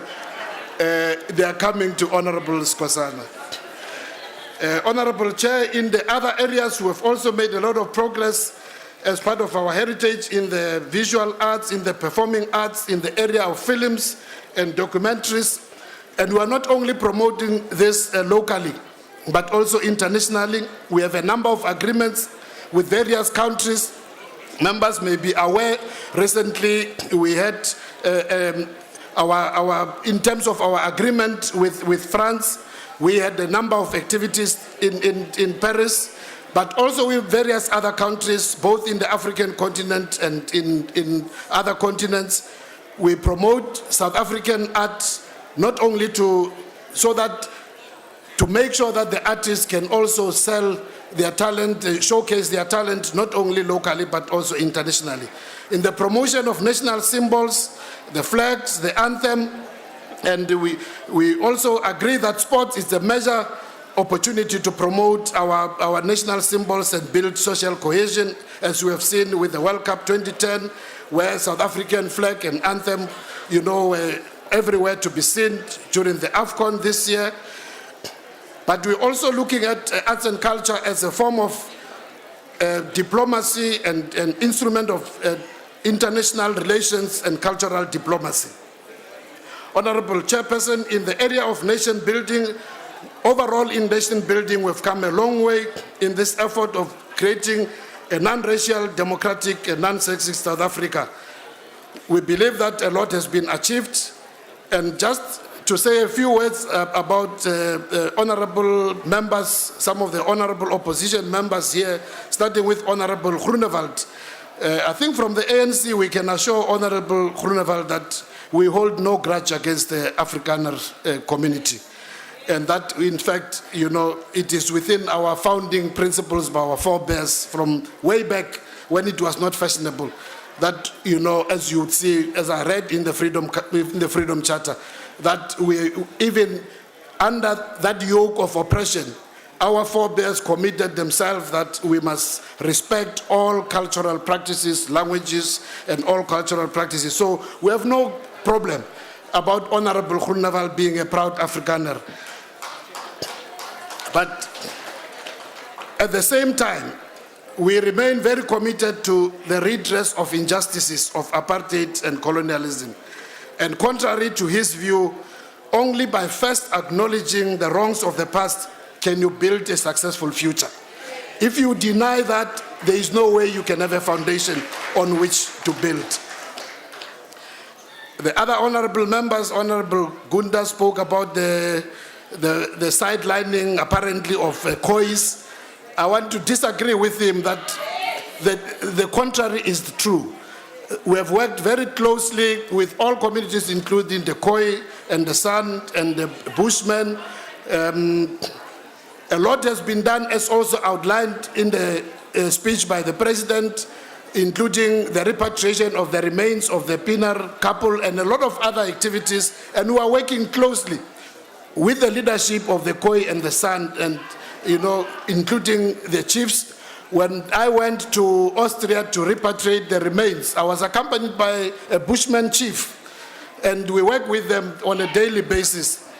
In fact, even a few days ago, when we were discussing the amendment to the white paper, the Arts and Culture white paper, we had quite a big delegation of Khoi leaders, including traditional leaders. They did raise some issues, and we said to them that we will follow up together with our sister departments like COCTA. So that is in place. It's unfortunate that some of the honorable members, especially Honorable De Villiers from the DA, virtually abused this platform. I mean, this is a platform to debate heritage. And the honorable member comes here to come and make wild allegations, unfounded allegations, and abuse this platform when there are structures within parliament and some of these members, possibly even himself, sits in some of those committees. And because you lose the debate in those committees, then you come and abuse this platform. Now, it shows that the honorable member, it's a very poor picture of your organization, the DA. Because what it means is that you're basically saying the DA has nothing to contribute about heritage. So instead, you come here and make wild, unfounded allegations. It's a very sad day for the DA. But I think it's good that, so close to the next election, the honorable member is showcasing what this DA is made up of. An organization with no direction, which abuses the privilege of parliament to come and make very unfounded allegations. As I conclude, Honorable Chair, I'm sure I can state without any fear of contradiction that the South Africa of today is a better country than the South Africa we found in 1994. I can say without contradiction that today is better than yesterday, and that tomorrow will be better than today. That indeed South Africa is in good hands. That our heritage is in good hands in the African National Congress. Thank you very much, Honorable Chair. Ke a leboga. Inkomo.